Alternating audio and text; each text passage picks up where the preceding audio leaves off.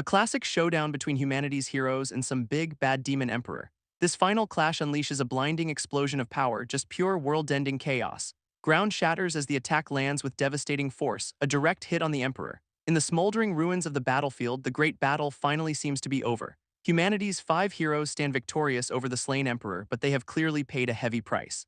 Glon desperately tries to heal Sovka the sage, but she tells him to stop, it is no use. This blonde knight explains the grim reality. The emperor's final blow was just too much for her. Absolutely refusing to accept this outcome, Glon just screams at them all to shut up. But Sovka gently stops him, begging him not to waste his energy trying to save her. With a tearful smile, she says she is content with this ending, which is a terrible thing to be content with. This whole team remembers their promise to all make it back alive, a vow now tragically broken. Suddenly, Glon hears a voice he absolutely should not be hearing, the demon emperors. Then it hits them, they have been tricked, and the emperor's flesh and blood is corrupting them all. This was his true ability all along, a nasty final surprise for the so-called winners. Glon's body is being twisted and warped, half of him becoming a monster, talk about a bad prize. This emperor's spirit gloats, calling this parasitic evolution his one and only true power. He is literally being absorbed into the monster, fighting a losing battle against this horrific transformation. His reward for the heroes is to become spare parts for his brand new body. And of course he has got his demonic sights set on Glon, the strongest human vessel. This flawless knight can only scream Glon's name as the corruption takes over his friend. This flawless knight tries to run himself through, screaming he'd rather die than be a weapon. But Glon, now half monster, catches the blade, begging him not to kill a comrade. His friend yells that he is losing control and that Glon is his only family left. In a twisted move, Glon offers his own sword, telling his brother not to make this a family tragedy. He then taunts the knight for hesitating, asking why his sword is trembling. This guy literally holds the sword up for him, basically daring him to make a move. Meanwhile, the emperor's corruption gloats that resistance is pointless, his right side is already gone, and the knight finally gets it. Glon's move was not weakness, it was something else entirely. Suddenly, a blade slices through the air with incredible speed. This knight stabs Glon clean through the chest, a total shocker. Leaning in, the now corrupted knight says only the ruthless are worthy of this power. He calls Glon brother while revealing his power. He gets stronger with every life he takes, a real class act. But as Glon is stabbed, his right hand is suddenly freed from the demonic corruption. This female hero can only scream his name, seeing what just went down. In a final plea, both she and the knight tell him to do what is necessary, a willing sacrifice. Glon's face shows new marks appearing as he absorbs the power of his fallen comrades. A massive roar erupts from him as he channels all that raw, sacrificial energy. This emperor's consciousness mocks him for trading 3 lives just to free one hand, but Glon just says one hand is all he needs to finish this for good. His solution is to put the sword to his own neck, ready to end it all, talk about a final gambit. This emperor's spirit is absolutely done with this, screaming that it has had enough of Glon's resistance. It roars about its patience, wearing thin as a demonic fist just shatters the blade to pieces. Glon's corrupted side is the one doing the smashing, looking absolutely furious in the reflection. And just like that, the legendary holy sword Sulla is completely destroyed in a sea of blood. This emperor's consciousness gloats about its invincible shell, thinking it has totally won this fight. But a crack appears in its perfect little world as Glon's voice cuts through the noise. Our boy throws the emperor's logic right back at him. If the sword could kill him, why could not Glon just destroy the sword? In a move nobody saw coming, Glon shoves his own corrupted hand straight through his chest. This emperor's spirit freaks out, finally realizing Glon's insane, last-ditch plan. A blinding flash of light erupts from his body, a self-destructive epic proportions. When the dust settles, a massive, dead husk of the emperor's power stretches across the horizon. Glon muses that this is his end, fated to die by killing, taking the emperor down with him. Kneeling in a pool of blood, he regrets failing to save anyone as his body crumbles away. His life is clearly fading, a quiet and tragic end for the hero who sacrificed it all. A giant armored being looks down on the scene, calling the whole thing a pity, talk about a mysterious observer. Then we jump forward a whole 5 years with a strange light streaking across the night sky. Down in a spooky forest, some demons are grumbling about their boss being gone for half a decade. One of them is completely clueless, saying he was just told to bring 4 human girls and a demon kin. A mantis-looking demon tells him to get in line, explaining tonight is the anniversary of the emperor's death. This guy then addresses a whole crowd, promising this year's memorial will honor their creator's great sacrifice. This mantis-looking demon kicks off the ritual by ordering the slaughter of 4 human sacrifices.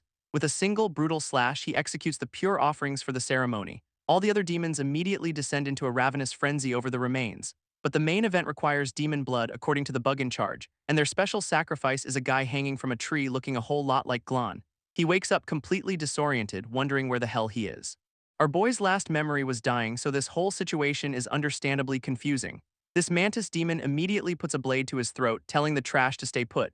He's then called the weakest, most worthless demon of the lot, a real confidence booster. This news comes as a total shock to him, since when was he a demon? His captor calls this whole sacrifice thing a great honor, which is just peak villain logic. But just as the blade comes down for the kill, he snaps his arm free from the vines. He manages to dodge the fatal blow, though the blade still nicks his arm. Now the mantis is absolutely livid, screaming that he has ruined the entire ceremony. Another slash sends him flying as the demon wonders if that dodge was intentional. Landing on his feet, Glon asks the half-breed demon if he seriously does not recognize him. A sudden wave of fear hits the mantis as a memory starts to surface. He sees a vision of a much more powerful Glon and finally screams his name in terror. Then we flash back to the past, with the same mantis demon looking like a low-level grunt on a ship. Someone off-screen barks at him to stop staring and get back to rowing, calling him a rookie. Turns out our mantis friend got a promotion. Now he is the one yelling at the grunts to row harder for the four lords. They were all part of a massive naval invasion, with ships getting absolutely wrecked by giant sea monsters. This Lin clan was using some sea god's power for a surprise blitz on the human coastline. Total chaos. They even brought a sea dragon king to the party, and the attack was so fast only one hero showed up in time. That one hero is a single dude on a wooden raft, ready to take on the entire demon fleet by himself. And of course it is Glon, the legendary god of war's descendant, looking ready for a very unfair fight. Then a full-on demon king descends from the storm, ordering his entire army to crush this one guy. Glon just grips his weapon, about to show them exactly why he is the only one who needed to be there. This mantis demon stumbles through the aftermath, realizing everyone around him is dead. In a panic, he reports that the entire army got wiped out, except for one of the lords who survived.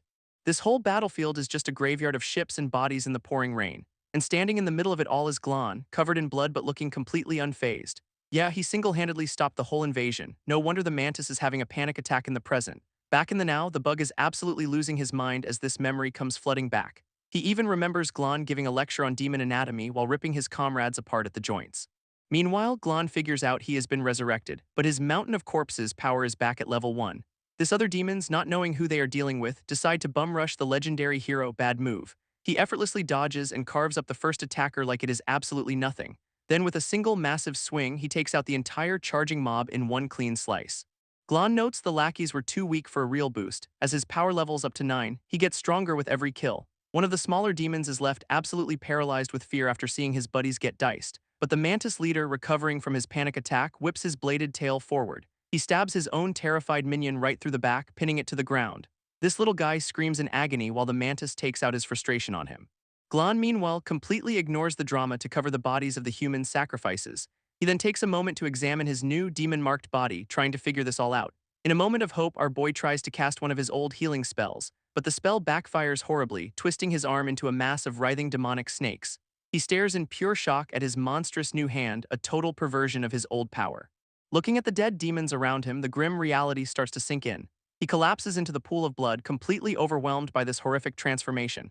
It finally clicks. He was not resurrected, he was reincarnated into a demon's body. He clutches his head in disgust, calling this new existence utterly shameful. Gritting his fangs, he seethes with hatred for this lowly race he is now a part of. Then he just snaps, screaming that their only purpose is to be slain by his hand. After that little outburst, a cold, terrifying calm settles over his face. He spits on the ground in a final gesture of absolute contempt for his new form. Seeing this, the mantis demon gets brave again, promising to torment Glon for his arrogance. He calls Glon the weakest demon, completely failing to read the room for the second time tonight. Convinced he has got this in the bag, the mantis crawls down to teach the coward a lesson. While the mantis is still monologuing, Glon is already scaling its massive tail for a counterattack. But the bug just slams its tail down, thinking it has got him pinned for good. Glon lands hard, wondering what he even has left if all he can do is slaughter demons. Then he just grins, deciding he has nothing to complain about. This is his purpose now. He pieces together that it has been 5 whole years since he took down the Emperor. First order of business is finding a safe spot to figure out this whole reincarnated as a demon thing. While climbing, he spots a familiar landmark, the skull of a giant troll he personally killed. And of course, the local demons built their new base right inside it, real classy. The sheer scale of the troll's skeleton is just insane, a whole mountain range of bones. He finds an old cave hideout he used to use, confirming his memories are still sharp. It looks clear of any demon activity, making it a perfect temporary base of operations. Settling down by a fire, our boy finally gets a moment to himself to process everything. A wave of memories starts to hit him, taking him back to a completely different time. With his new demon claws, he starts carving a small piece of wood. It is a flashback to his old squad, all joking around and giving each other hell after a battle. One of them is teasing him about his tailoring skills after he had to make a grass skirt. This whole crew is just dying laughing at him, a much happier time for sure. Back in the present, his face shows just a hint of that old, familiar annoyance, but it quickly turns into a sad, nostalgic smile for his lost friends. He holds up the finished carving, a tiny wooden figure of his armored comrade. His new demon hand gently touches the carving of his old armored friend. He has made the whole squad a sad little wooden reunion around the campfire. Glon's mind drifts back to those days, a time before all this hell. But then he just crushes one of them, furious at his own past failures. This regret in his eyes is sharp enough to cut stone. With a heavy heart, he tosses the broken memory into the flames. This carving turns to ash, a final, painful goodbye to his past life. A flash of his true nature appears, the god of war born from a sea of blood. He realizes that as a demon, he can finally become the ultimate inside agent. Suddenly, a massive headache hits as the original owner's memories flood his brain. It turns out this body belonged to some bottom feeder demon getting yelled at for eating. This poor schmuck was a weak serpent blood, bullied into doing farm work, seriously farming, and apparently demons have school now, complete with boring geography lessons. The students are already over it, using the original demon as a footstool while begging for practical lessons. Glon is just floored by this revelation. Demons are getting an education. He always thought they were just mindless killing machines made by the Emperor. Yet in only 5 years, they have built a whole society right under everyone's noses. He looks out at the world, blaming his past weakness for letting things get this bad. So he makes a new vow to get strong enough to fulfill his promise and wipe them all out. A quick look at a map reveals his new home, Recruit Training Camp 2, located inside the giant skeleton. So this is Recruit Training Camp 2, a lovely little dust bowl built inside that giant troll's skeleton. A very angry red demon drill sergeant is giving a geography lesson nobody seems to have studied for. From the back of the crowd, Glon listens in, finally getting a handle on the current situation. Turns out in the 5 years he was dead, demons formed 5 courts and now control half the continent. This lesson on talent marks begins with the instructor smashing a recruit's face into the map. Great teacher. He explains that every demon is born with one of these innate abilities, unlike those inferior humans. Using these skills, whether you are a demon or human, consumes your internal mark power. Then he lays out the power rankings, from a lowly 1 mark up to a legendary 6 mark. Our boy in red proudly flexes his own 2 mark status, calling all the rookies scrubs. Glon checks his own hand, realizing he is a 1 mark with a rare serpent blood power he needs to test. This instructor stresses that reaching 2 marks is the real goal since it unlocks your ultimate technique. But just as class is getting interesting, the whole crowd of recruits is shoved aside. A new hotshot shoves Glon out of the way, clearly trying to make a big entrance. And here he is, the camp's genius recruit, a smug-looking dude with a belt full of war trophies. He immediately starts mocking Glon, calling him a farmer who does not belong here. What a charmer. This sergeant, tired of the drama, orders someone to kick Glon to the dung pit before starting practical training. His next lecture is a classic. Raw power is not everything, you actually need to use your brain. To prove his point, he unveils a massive chained beast for them to analyze and find its weakness. This blonde genius gets a nasty grin, seeing a perfect chance to show off and torment our boy. And their test subject is a giant boar demon, the very last of 10 superweapons made by the old emperor. This drill sergeant explains the test. Find the 1 weak point on this giant howl demon before it tears them apart. Glon, meanwhile, is already completely over it, finding this whole demon boot camp incredibly boring. He actually just turns to leave, annoyed that he cannot slaughter everyone here to level up his power. A moment of caution stops him since he is too weak to cause a scene and attract unwanted attention. But then the chained beast's eye flashes with a terrifying, intelligent gleam.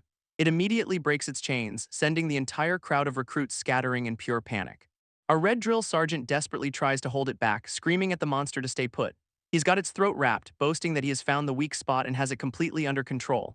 This beast just gives him the most unsettling, toothy grin you have ever seen. Then it starts talking, mocking the sergeant for being a naive fool who is easy to trick. Turns out it was just playing dumb for weeks and plans to wipe out all the recruits for a double success.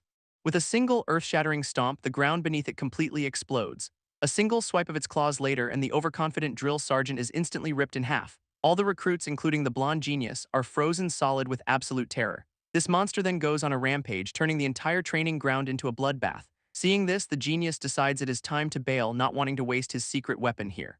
Just as he is about to flee, a hand grabs his shoulder. It is Glon, stopping him cold. This blonde dude absolutely loses it, screaming at Glon for blocking his only escape route. Glon just calmly wipes a splash of blood off his own shoulder, looking completely unbothered. Behind them, the massacre rages on, but it is clear the real fight is about to start right here. This howl demon is having the time of its life, mocking the recruits as it tears through them. On the ground, the blonde genius decides he has no choice but to use his secret weapon. But Glon just stands there, facing down the charging beast like it is a minor inconvenience. 2 massive claws descend on our boy, who seems completely unfazed by his impending doom. A wisp of green energy leaves his lips as he gives the monster the most bored look imaginable. This completely throws the howl demon off, who cannot figure out what this strange aura is. It is genuinely confused why this pitiful weakling is not terrified, even suspecting he knows its weakness. This monster scoffs at the idea since its 9 kin died years ago. No way this rookie knows anything. With a mighty stomp, it decides to just crush him and get this whole embarrassing situation over with. Yeah, it is definitely a bluff, the monster tells itself, trying to regain its shattered confidence. Glon just stands his ground, his very presence warping the air around him into a pit of despair. Then he delivers the coldest line of the century, "Take one more step and you are dead." Enraged, the Howl demon powers up, refusing to be looked down on by some no-name recruit. Our boy does not even flinch, just stands there while the genius watches in total disbelief. A massive shockwave erupts from their confrontation, blasting debris absolutely everywhere. And the Howl demon just flies away, deciding it is not worth the risk to fight a potential hidden master. All the survivors are left staring, completely floored that the unstoppable monster actually ran. Glon then turns and offers a bloody hand to the blonde genius still sitting on the ground. This genius is immediately suspicious, thinking it is a trick while still calling Glon a worthless serf. He slaps the hand away, smugly asking if Glon really thought he'd fall for that. What a guy. This genius recruit tears a piece of Glon's sleeve in a fit of rage, clearly not over it. Glon just uses the scrap to wipe his hand clean, looking bored out of his mind. This sends the blonde dude into a full-on meltdown, screaming about Glon being a dirt farmer. Meanwhile, the rest of the recruits crowd around our boy, dying to know how he scared the monster off. So Glon feeds them a total lie about Howl demons having static vision, something he read in a book. They completely buy it because the book's author was a legendary demon slayer who was actually Glon himself. Internally, he is just thinking, "Go ahead, stand still and die," knowing he just sent them to their doom. This blonde genius, however, is not buying it for a second, still convinced Glon is just an arrogant serf. His lackeys check on him, but he plays it off like he is just tired, definitely not shaking from terror. With his ego in shambles, he orders his cronies to follow Glon and kill him in the most humiliating way possible. His shadowy goons are more than happy to oblige, promising a very satisfying death. As Glon walks away through the empty camp, he knows he is being tailed. This ambush squad makes their move, unleashing a thick mist to conceal their attack. Inside the fog, they desperately try to track him, yelling at each other not to lose sight of their prey. They surround him with shadowy snakes, mocking his weak poison and thinking this is an easy win. This goons decide to split up to flush him out, feeling completely in control of the situation. But then one of them starts screaming in agony, claiming a snake bit him from the inside. Green energy begins to violently erupt from the demon's stomach as something pushes its way out, and his entire torso just explodes in a massive burst of venomous power.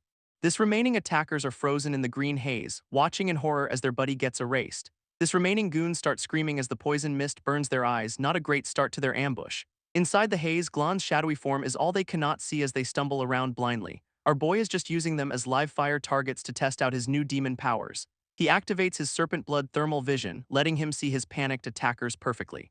From his paw, snake tendrils erupt from his body to strike them down with pinpoint accuracy. While the goons panic about what is happening, Glon is just taking notes on his new combat flexibility. One of the last attackers, a big red dude, transforms his arm into a massive axe blade. Glon just watches from the shadows, looking completely and utterly unimpressed by the light show. This red demon and his buddy finally step out of the mist, convinced Glon is helpless without it. With a furious roar, the big guy charges forward, ready to end this with one big swing. He puts his whole body into a massive cleaving attack, aiming to split Glon in two. This swing is so powerful it creates its own wind currents, definitely overkill. But his little blue buddy suddenly looks absolutely horrified by what he is seeing. Glon's expression, meanwhile, is just pure unadulterated boredom. This red demon's attack is effortlessly stopped, and he gets shredded in a single counter. His partner's face says it all, pure pants-sweating terror. Now on his knees, the last goon begs for his life, trying to blame the blonde genius for everything. Glon's response is a deadpan, not convincing enough, which is just cold. Desperate, the guy offers to lead him to the genius's secret treasure cave to save his own skin. This actually gets Glon's attention since he needs sacrifices to level up and unlock his true power. Glon follows his new guide to a waterfall, figuring he might as well check the cave for loot.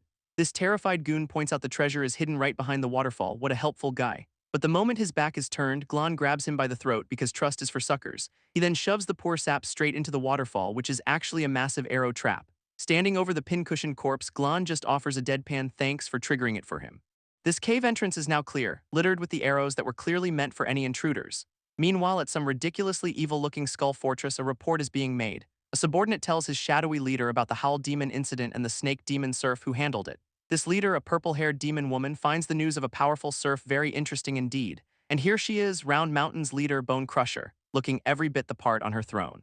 Back in the cave, Glon finds the so-called treasure is just one tiny, disappointing box. He opens it to find a small pouch, but is immediately interrupted by someone screaming at him. It is the blonde genius, storming in to reclaim his property with all the subtlety of a freight train. He is absolutely furious that some farmer dared to touch his precious belongings. Glon dodges the kick and casually shatters the guy's leg in a single, brutal counter. This genius finally realizes Glon is on another level, connecting the dots on why his goons never came back. With a busted leg and no room to maneuver, he knows a direct fight is just suicide, so he makes the only smart decision he has made all day and decides to book it. His talent seal. Rock feather garment sprouts wings, letting him make a speedy getaway. Glon just stands there, drenched by the waterfall, and dryly notes it is another bird demon. Glon just watches the bird boy escape, internally sighing about how annoying avian demons are. He has a pretty bad history with them, remembering them as a uniquely frustrating type of enemy, so he immediately gives chase, launching himself into the air after his fleeing target. Knowing they are a pain to kill, he closes the distance with a burst of green energy. Our boy then delivers a devastating flying kick right to the genius's surprised face. Their midair brawl sends them both tumbling out of the sky in a chaotic freefall. While plummeting, Glon grabs the guy's head and starts delivering some brutal facial reconstruction. This bird boy desperately claws back, managing to land a solid hit of his own. That counterattack blasts Glon away, sending him hurtling towards the water below. He hits the lake with so much force he literally hydroplanes across the surface. A little bloodied but otherwise fine, our boy stands on the water, ready for round 2. This genius hovers above, mocking him for being unlucky enough to land in a bale lake, and right on cue, shadowy, blood-soaked tendrils erupt from the water to ensnare him. They have got him completely wrapped up, looking like some kind of demonic sushi roll. Our villain keeps monologuing, promising to savor every moment as Glon gets ripped apart. He explains this lake is the literal bile of a powerful demon clan, gross but apparently effective. While the genius is yapping, one of the tendrils forms a fist and just decks Glon in the face. This blow sends him reeling, blood spraying from the brutal, unexpected impact, but instead of going down, his eyes just flare with green light, completely unbothered. This genius finally gets a clue, looking absolutely stunned by the power Glon is unleashing. Birdboy's ego is back, saying Glon's power is just from farm work. What a comeback. From the water, Glon unleashes a massive burst of green energy, clearly done with the monologue. Suddenly, the bile-lake tendrils erupt under his command, looking way more vicious than before. A whole swarm of these new demonic snakes shoots up towards the airborne genius. This guy is still mocking him, calling him a slow farmer who cannot even haul dung properly. His wings slice through a few of the snakes, but the sheer number is overwhelming. He keeps dodging and weaving, calling Glon's attacks worms only good for tilling soil. This genius promises a slow, agonizing death as the tendrils completely surround our boy. Down below, the bile lake churns into a massive whirlpool of demonic energy. And from that whirlpool, an absolute legion of venomous snakes explodes out of the water. They rise into the sky like a horrifying, bloody rain, blotting out the sun. Glon just stands in the middle of it all, his eyes glowing, looking like this is just another Tuesday. One of the snakes coils into a massive, energized projectile aimed right at the target. It smashes right into the genius's face, wiping that smug look off permanently. Stunned, he cannot believe Glon is suddenly getting faster and faster. The panic is setting in. This lake is now a graveyard of shredded tendrils, a testament to the brutal fight. Internally, Glon notes that absorbing these weaklings only unlocked his second seal, but it is enough for this bird. With a terrifying grin, he promises to slice the guy's skull cap off the next time he blinks. This bird boy is completely rattled, calling him insane while desperately pulling out a bow. But Glon just blitzes him, moving so fast the genius cannot even process what is happening. Birdboy goes full-on supervillain, screaming about being underestimated while charging up a massive lightning arrow. He unleashes his magic arrow, convinced fate itself handed him this epic finishing move, very dramatic. Glon's reaction to this supposed ultimate attack is just a dead-eyed stare of pure contempt. This arrow slams into our boy, who just casually catches it midair like it is a beach ball. Instead of exploding, the projectile dissolves into a swarm of snakes that start coiling around his arm. These shadowy serpents completely engulf Glon, wrapping him up in a writhing cocoon. This whole snake ball then plunges into the lake, leaving nothing but a splash behind. Only a single hand remains above the surface, crackling with energy before it too disappears. This genius lands, trying to look cool and wondering if his big fancy arrow actually worked. Suddenly, his sister runs up, worried sick about her dear brother. A family moment. He immediately puffs out his chest, pretending he just handled a little thief and was not getting his face rearranged. While putting on a brave face, he is clutching a wound, clearly more hurt than he is letting on. She hands him the pouch from the cave, which is apparently medicine for his eyes that he'd died to protect. Meanwhile, underwater, the genius realizes his arrow did not work as planned, it is just being absorbed. Glon is just bathing in the arrow's energy, wondering why his body is suddenly going into overdrive. His serpent instincts are taking over, his eyes glowing as he communes with the snakes. He is pulled into a blinding white void, his physical form dissolving into pure consciousness. Inside his mind, a new seal unlocks, forming an infinity symbol from his own power. A new, white-haired version of himself awakens in this mental space, finally understanding everything. He smirks, realizing the arrow was a sacrificial treasure that just fed his primal, greedy serpent nature. This sacrificial arrow just unlocked Glon's ancient serpent bloodline killing power. It is a state called One Serpent Molt, which is basically a massive, violent level up. His entire being just erupts in a chaotic storm of raw, untamed purple energy. Meanwhile, the genius is on the shore, confidently declaring Glon is now fish food. He is trying to play it cool for his sister, pretending he is not still bleeding from his mouth. But a storm suddenly rolls in and a clawed foot steps out of the water. This two of them look up, completely confused by the sudden downpour and dark clouds. This genius recognizes the energy as savage dark thunder, and the panic starts to set in. Down in the lake, the water churns with a violent purple glow, crackling with lightning. Then a massive pillar of pure demonic energy just erupts from the surface. This blast sends a shockwave that nearly knocks the two bird demons off their feet. This genius shouts that something just jumped out of the lightning bolt. His sister points in terror, her eyes wide with absolute dread. And there he is, standing on a rock in the middle of the lake, wreathed in lightning. Bird Boy can only stare in disbelief, his whole I-1 act crumbling instantly. Glon's new form is just pure shadow and lightning, with long white hair to complete the look. Our two geniuses are just frozen, realizing how badly they have miscalculated everything. In his new fierce thunder form, Glon calmly says he has kept the guy waiting for his death. This genius charges, screaming about him being a farmer, while Glon calls this whole thing his mistake. With one last desperate cry, Bird Boy flies in for an attack against a completely transformed Glon. Glon's lightning-fast punch connects, sending a shockwave of pure purple energy through the genius. This genius goes flying, absolutely furious that a farmer could outplay him. Ego meet pavement.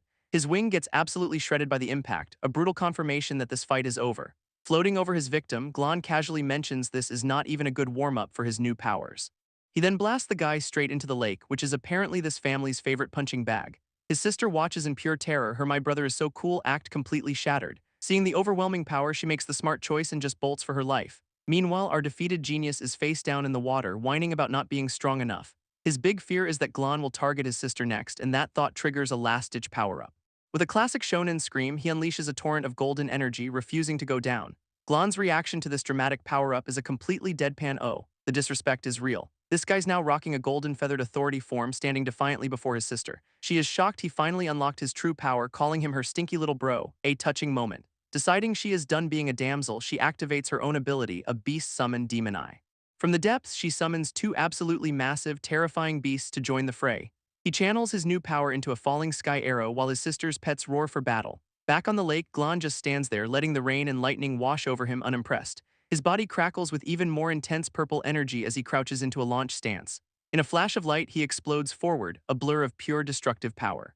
And he just completely bypasses their ultimate team-up attack like it is standing still. Glon's fist connects with a sickening crunch, completely shattering the genius's face and his ego. This impact creates a massive explosion of purple lightning that just tears through the air. His power manifests as a terrifying demonic maw ready to swallow the Bird Boy whole. With a move called Viper Bite, he slams the golden feathered genius straight into the water.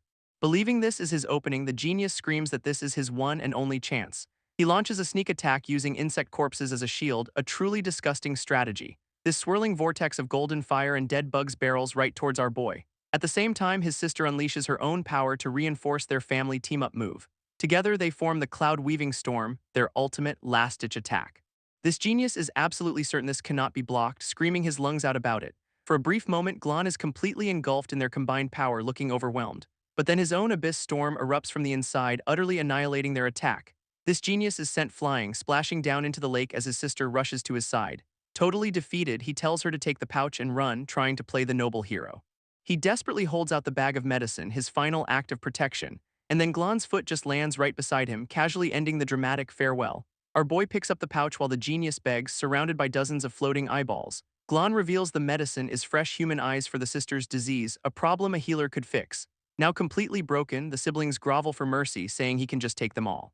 With his back turned, Glon asks one final chilling question: did their victims beg for mercy too? His siblings just stare, completely broken by his final question. Glon calmly offers them fruit, demanding a simple yes or no on whether their victims begged for their lives. They can only look at each other in utter despair, trapped by their own cruelty. And the sister's genius response is, "I forgot, real convenient amnesia you got there." As he washes an apple, Glon concludes that demons, civilized or not, are still just predators. He muses that they simply treat life as worthless, thinking it is only natural to harm others for gain. With that thought settled, he takes a huge, decisive bite out of the apple. Internally, he notes his new thunder form is a massive boost but too draining for casual use. Back in his base form, a faint crackle of purple lightning reminds him of the power he now holds. Elsewhere, two new demons discover the siblings' bodies, realizing the storm was not the cause of death. Their heads were blown clean off by a lightning strike, a swift and brutal execution. Suddenly, a new armored chief arrives, annoyed that an uninvited guest has been in her territory. From the shadows of the forest, Glon silently watches the investigation unfold. This chief announces that she will personally handle any future mysterious deaths of talented newcomers. Meanwhile, our boy is already walking away, back in his unassuming farmer getup with a hoe. But the chief's sharp eyes catch a glimpse of him, her suspicions clearly raised. She confronts him, demanding to know who he is, and he plays it off like he is just looking for fruit. She recognizes him as the farm slave from the rumors, leaning in to intimidate him. With a dismissive shove, she tells him there are more important matters at hand. Then she pins him with her foot, demanding he find her some good fruit for a pie. Talk about a power trip. Glon is still pinned under the chief's foot, completely at her mercy after that whole fruit incident. She leans in and threatens to make a tasty dish out of him, a totally normal request from your new boss. With that charming introduction over, she just walks off, leaving him in the dirt. Internally, Glon is already analyzing her, noting her seal power is a high-level defensive type. He breaks down the matchup. He is a speed specialist who is completely outmatched by a defensive tank. Her silhouette lingers in his mind, a new and very dangerous obsession taking root. Walking away, he cannot help but think how killing her would be a massive level up for his own power. But he admits the power gap is huge and he does not know her weakness. The odds are basically zero. His serpent instincts are screaming, a primal craving to hunt her that he can barely suppress.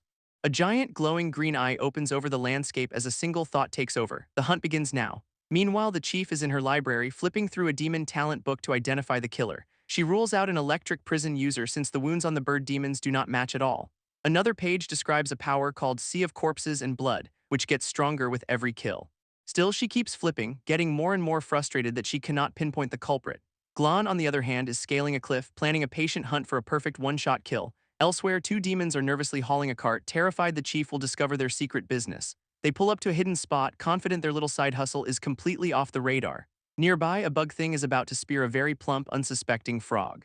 Until Glon's head pops out of the water, his glowing eyes locking onto the poor amphibian. He picks up the frog, realizing this hidden spot is perfect for farming some power-ups without being noticed. Inside a hidden cave, a demon guard stands watch before the massive doors to a secret market. Glon gets stopped at the entrance with a rabbit-eared guard demanding a token for entry. He steps into a bustling underground street, a torchlit haven for all sorts of shady dealings. One demon shows off with a fiery kick, just another Tuesday in this chaotic marketplace. Overhearing some grumbling, Glon learns demons miss the good old days of openly buying humans, so inconvenient now. A vendor tries to hawk some legendary Anxi steel, promising it'll boost sword powers like crazy. But his potential customer scoffs since apparently no blacksmith can actually forge the stuff anyway. Elsewhere, a crocodile demon is selling potions brewed from human hearts, a totally legit business venture. Two other demons gossip about the chief banning the human trade, calling her resource conservation idea insane. One of them is convinced her sudden change of heart is just part of some grand secret plot. Meanwhile, a red-horned auctioneer announces a bargain on a new slave who is missing their eyes. A buyer complains, connecting the dots to that brother-sister duo who were harvesting eyes for medicine.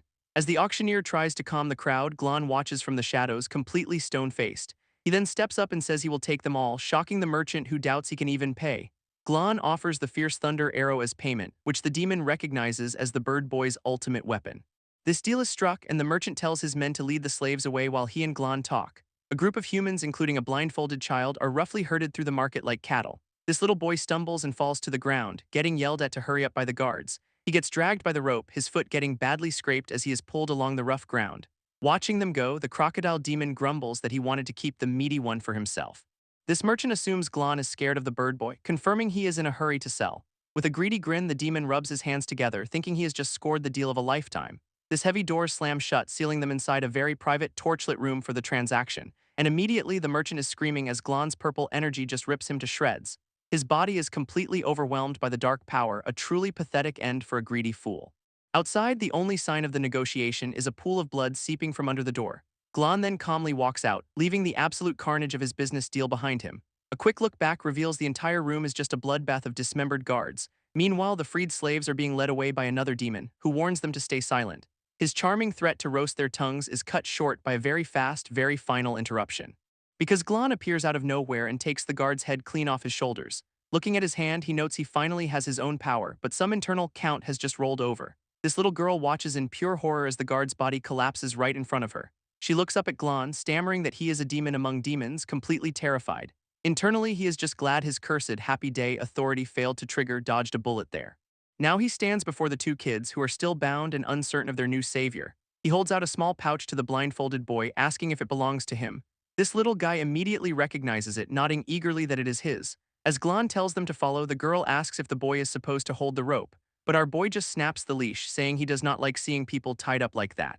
Glon sets up his new camp, complete with some carved figures and a frog, very homey for a mass murderer. Using his new powers, he heals one of the slaves, who is just overjoyed to see again. He then restores the little boy's eyes, who thanks him profusely while his sister makes excuses for the others. This girl asks the million-dollar question, why would a demon save them? His answer, because I wanted to. She is, understandably, completely baffled by this incredibly unhelpful non-answer. Glon just shuts her down, telling her to be quiet while he is busy, not exactly a warm and fuzzy savior. He then muses aloud about how he should send them all off, which sounds incredibly threatening. An incredibly tense silence falls over the group as they wait for his final judgment. This air gets so thick you could cut it with a knife, with nobody daring to even breathe. Breaking the tension, the little girl points out how super awkward this all is. Then she gets a brilliant idea to lighten the mood, a real life-or-death gamble. She decides to tell a joke because what else do you do when a demon is deciding your fate? Her joke is a long setup about a half-price drink special at a local festival, and the punchline is a classic dad joke about ordering the second drink. Peak comedy right there. This other freed humans are just sweating bullets, not finding this funny in the slightest. With the joke bombing hard, the girl just holds up a peace sign, totally deadpan. But then a small breaks the silence, someone's cracking up. This two adult men actually start laughing and the girl is thrilled someone gets her sense of humor. Just as things get wholesome, a black serpent tail whips out of nowhere. It wraps right around the little girl's neck and she screams in absolute terror. But the serpent tail is not for the girl, it is for the two men who are getting choked out hard. Her joke-loving buddy is also getting constricted, calling Glon benefactor through the pain. Glon just sits there looking down on them with disappointment and calling them naive. While being strangled, the guy gives a whole speech about how demons are always venomous. It is a lesson he apparently learned the hard way, remembering a demon who taught him about betrayal. In an instant, all the former slaves are knocked out cold on the ground. Our boy looms over the little girl, asking why she is even resisting the poison. But she has already figured it out, realizing he only meant to knock them unconscious, not kill them. He just gives her that classic stoic, unreadable stare in response. She argues that he was just teaching them a lesson, so he asks what makes her so sure. Because he is a asterisk good demon, she declares, putting all her trust in him, a real high-stakes gamble. With her brother drooling on the floor, Glon just asks what she wants from him now. She wants to follow him, but he immediately shuts her down, calling her useless baggage. Not so useless, she says, revealing she is a swordsmith named Sulla who will not slow him down. That name rings a bell, and he asks if she is the granddaughter of someone named Alexius. Sulla is completely shocked he knows her grandpa, looking up at him with wide-eyed surprise. He explains they met when he was a teen and he even held her as a baby. This triggers a memory, taking us to a bustling blacksmith's forge from the past. Her grandpa Alexius lays down his code: he will not forge for kinslayers or murderers, and then he points right at a younger Glon, saying he reeks of both crimes, a smell he cannot forget. Back in the past, Alexius tells a younger Glon to get lost, but our boy drops sister Daya's name for a special sword commission. This old smith's attitude changes instantly, confirming if he means Daya from the sect of Mercy. Glon gives a simple nod, letting the name drop do all the heavy lifting for him. Trusting Daya's judgment, Alexius agrees to forge the weapon to repay an old favor. As a final touch, Glon wants a statue from Daya incorporated as the sword's handguard. Inside the workshop, Alexius tells him to be patient, as a masterpiece cannot be rushed in a few days. He also mentions his daughter-in-law is due soon, a happy family detail that feels incredibly ominous. Some time later, Glon is crawling through a blizzard, clearly having survived something awful. He arrives at the smith's village to find it completely destroyed, his new sword standing alone in the snow. Alexius is there cradling a baby, and Glon's first question is about his weapon priorities, man. This heartbroken grandfather just gestures to the blade, telling him to take it himself. And there it is, the sword named Sulla after his newborn granddaughter, the very same one from the present. A hooded Glon then asks the inevitable question: what happened to her parents? Alexius explains they were killed when a pack of monsters calling themselves the demon race attacked the village. These invaders apparently slaughtered everyone they saw, leaving nothing but ruins behind. This old smith then asks if Glon's own companion, Sister Daya, was also killed by them. With pure hatred in his eyes, Glon confirms it. The demon race took everything from him too. Looking down at the orphan child, Alexius laments that she never even got her birth blessing. Glon stares at the infant, his expression turning from grief to cold determination. Reaching out, he gives her his own blessing instead, a wish for a life free of suffering, which has worked out great so far. He finishes his blessing with a vow to take her name on a legendary killing spree as you do. Back in the past, Alexius asks if he should ditch the Mercy handguard since Glon's fresh out of it. With his new sword in hand, Glon charges straight into the entire demon army alone. He literally scoffs at the concept of mercy while staring down the horde that took everything. Alexius's voiceover explains that mercy is not about healing, it is about preventing harm entirely. And Glon's method of prevention is about to be demonstrated with extreme prejudice. His new life goal is to slaughter the wicked before they can even touch the innocent. So begins an absolute rampage as he carves his way through the demon ranks. This guy becomes a whirlwind of pure vengeance, leaving nothing but carnage in his wake. This one-man assault continues relentlessly, the bodies just starting to pile up. He cuts them down so fast they do not even have time to register their own demise. Until he is standing on a literal mountain of their corpses, completely covered in blood.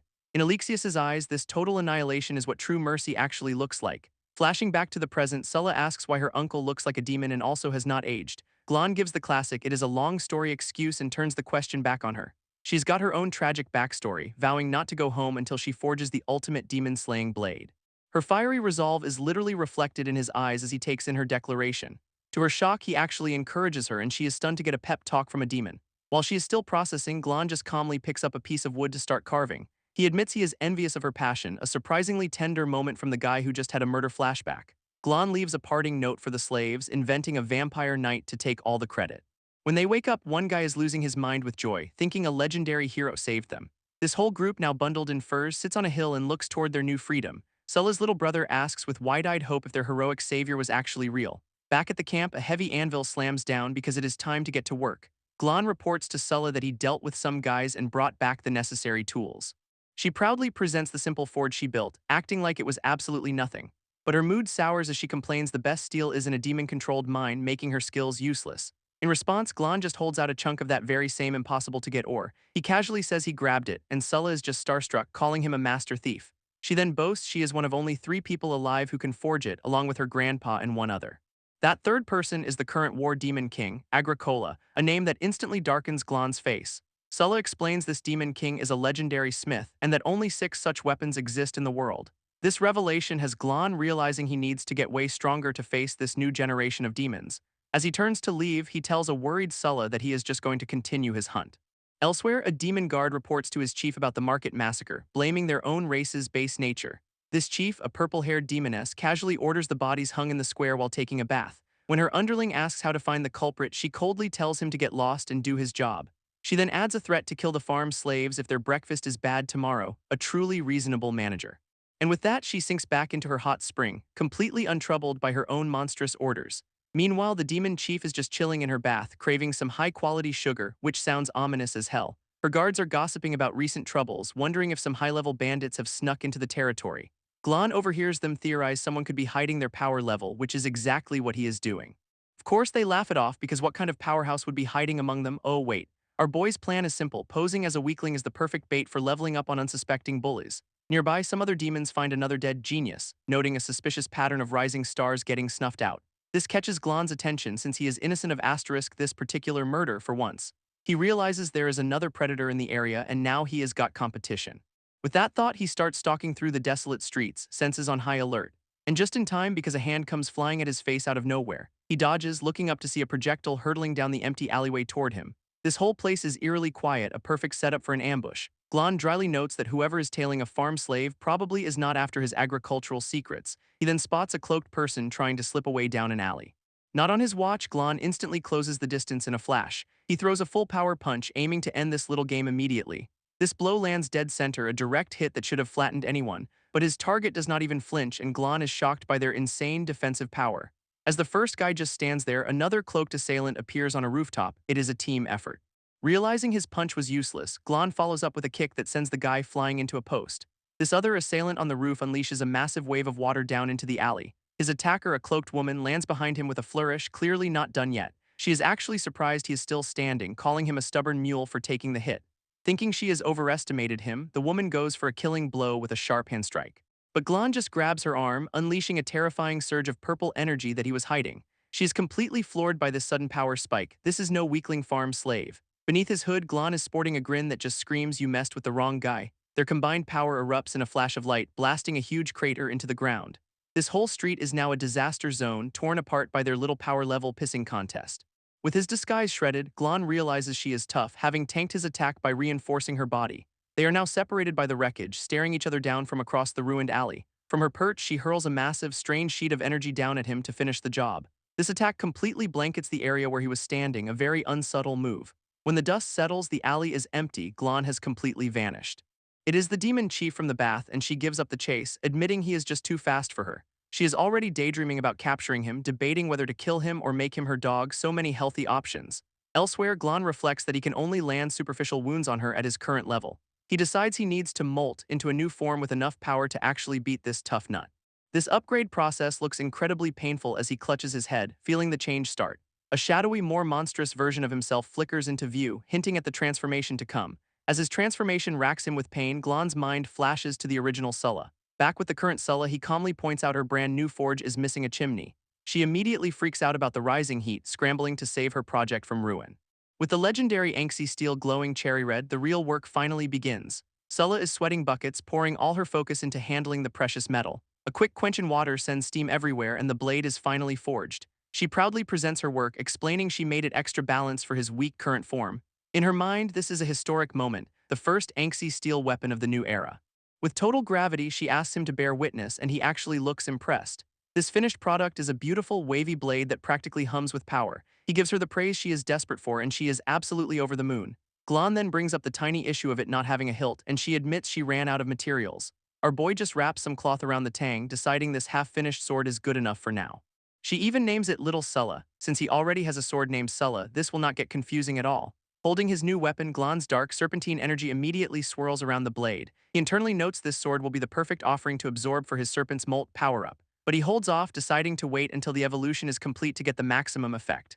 Sulla, meanwhile, is just thrilled to be his smith, promising to keep working hard. She later asks him to show off a legendary sword technique, but he claims the terrain is not right, classic excuse. This next morning, after all that forging and excitement, the little blacksmith is completely passed out. Sulla, still passed out, starts dreaming about some seriously good-smelling food. Her eyes pop open to find a massive, delicious-looking feast right next to her. Glon casually explains he learned to cook at the Royal Academy. Our boy has hidden talents.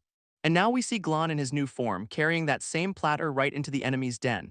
He is waltzing straight into the Demon Chief's throne room, a food delivery service from hell. It is a silent stare-down between our vengeful hero and the smug demoness he is about to fight. Presenting the platter, he gets an order to show her the goods, and she is not talking about the fruit tarts. She thinks he is smartly serving himself up to her, completely missing the delicious irony.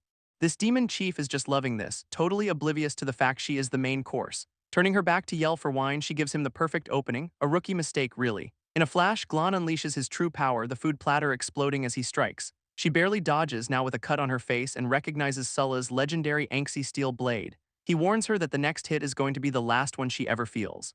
Panicked, she activates her own special ability, a defensive talent seal. This summons a massive golden shield. Dawn's Aegis, just in time to block his attack. Glon confirms his suspicion that she is a defensive type, deciding to test her a bit more. This demon chief is clearly not a fan of this particular surprise party, looking pretty rattled. Our boy then mocks her, asking if he should have added more honey. The trash talk is immaculate. With that, he unleashes a furious barrage of attacks, aiming to shatter her defense completely. This whole room erupts as his demonic energy crashes against her golden shield. Glon's demonic blade smashes against her golden shield in a massive explosion of power. With a smug little grin, the demon chief decides to switch up her defensive tactics. She unleashes a twilight assault, meeting his blade with her own focused energy. Her shield then morphs into a massive drill aimed right between our boy's eyes, but Glon's new sword, glowing with his own power, manages to block the hit. Their clash shatters the throne room, sending debris flying in every direction. This sheer force of her attack sends Glon skidding backwards across the ruined floor. She mocks his all-offense style, telling him he will burn through his energy like an amateur. Internally, Glon calculates his remaining power, deciding to switch from brute force to a smarter plan. He then unleashes a massive net of lightning to try and trap her from above, which she finds absolutely adorable, casually walking through it like it is just a light drizzle. Glon realizes she is using an old insulation technique he invented, now stolen by the demons. He is absolutely furious that some demon thief is using his own moves against him. Completely oblivious, she just asks why he is getting so worked up all of a sudden. She then lunges forward with another one of her golden drill attacks, going for the kill. But he vanishes and reappears behind her, running her straight through with the angsty blade. Lifting her into the air, Glon looks down on his impaled opponent, thinking it is over. Somehow, she is still talking, laughing at him for getting distracted during the fight. Suddenly, she unleashes her own bloodline power, summoning shadowy green serpents from her body. And with a snake wrapped over her eyes, she calls his ultimate move a cheap trick. This is not going well. In response, Glon's blade ignites with Requiem Steel, a power specifically meant to seal her abilities. This demon chief just scoffs, asking if he seriously has the nerve to bring that out against her. Declaring the warm-up over, Glon unleashes his true demonic form, ready for the real fight to begin. Then we get a quick lore drop about an ancient hero who fought a giant lava serpent trying to eat the moons. This hero won by choking the snake to death but died in the process, a classic heroic sacrifice. Back in the present, the demon chief is suddenly surrounded by golden light, looking genuinely concerned. Her eyes widen in panic as she realizes she is a split second too late to stop his next move. Glon spots the perfect opening as she switches from offense to defense, diving in for the kill. In a brutal flash of red, he lands a devastating blow that tears right through her. A cold, determined look from our boy basically says this is the end of the line for her. But she is just grinning through the pain, revealing that getting hit was all part of her trap. Got you. She then summons a massive golden gauntlet, the hand of final will, around her entire arm. Winding up for a punch that looks like it could level a mountain, she puts everything into this one attack. Glon barely gets his arms up in time to block the incoming haymaker from hell. This impact is absolutely insane, blowing the entire throne room floor apart in a golden shockwave. Sent flying, he realizes his insides are basically scrambled and he needs to find an opening to heal fast. His dark energy desperately tries to wrap around and contain her overwhelming power. Thinking on his feet, he grabs her arm, trying to turn her brute strength against her with a joint lock.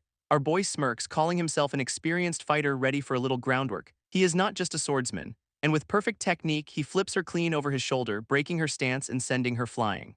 Pinned to the ground, she is actually impressed he is still conscious, noting his insane pain tolerance. With a smug grin, she says it is a pity to just kill him. Here comes the villain job offer. Glon just grits his teeth and applies more pressure, clearly not interested in her HR pitch. And there it is, she asks if he has considered a career change by working for her. He gets blasted away for his silent refusal, which she takes as a very clear no. Winding up that golden gauntlet again, she decides to just end this the old-fashioned way.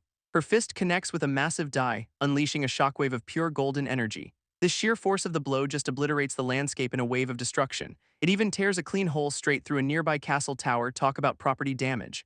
Our boy gets launched across the entire region, flying over a forest with a giant skull. Looking down, we see the massive, spiraling crater her punch left in the ground. She admits his special sword is the only thing that kept him from being turned into paste, but she is pretty sure he is dead anyway, refusing to believe anyone could survive that hit. Wrong again, Glon is just casually using a healing art while plummeting through the sky. He makes a three-point landing on the giant skull, cracking the bone with the impact. High above the massive landmark, little bits of debris start to fall from the sky. A sphere of crackling purple energy begins to form, gathering immense power for his next move. Glon channels everything he has into the angsty blade, preparing a legendary technique. This demon chief looks up in horror, recognizing the Skyfall sword technique's second form, and he brings it down, a bolt of phantom thunder that drills right through the giant skull. From the dust, the demon chief roars in some new fluffy form, absolutely livid at his audacity. Our boy brings down the full force of his phantom thunder technique from the heavens, which connects in a cataclysmic explosion of purple energy and shattered space. This blast tears a hole straight through the castle tower, just adding to the property damage, leaving the entire structure a crumbling, silent ruin under a single beam of light. Amidst the wreckage, Glon stands as the lone survivor, looking like he just won.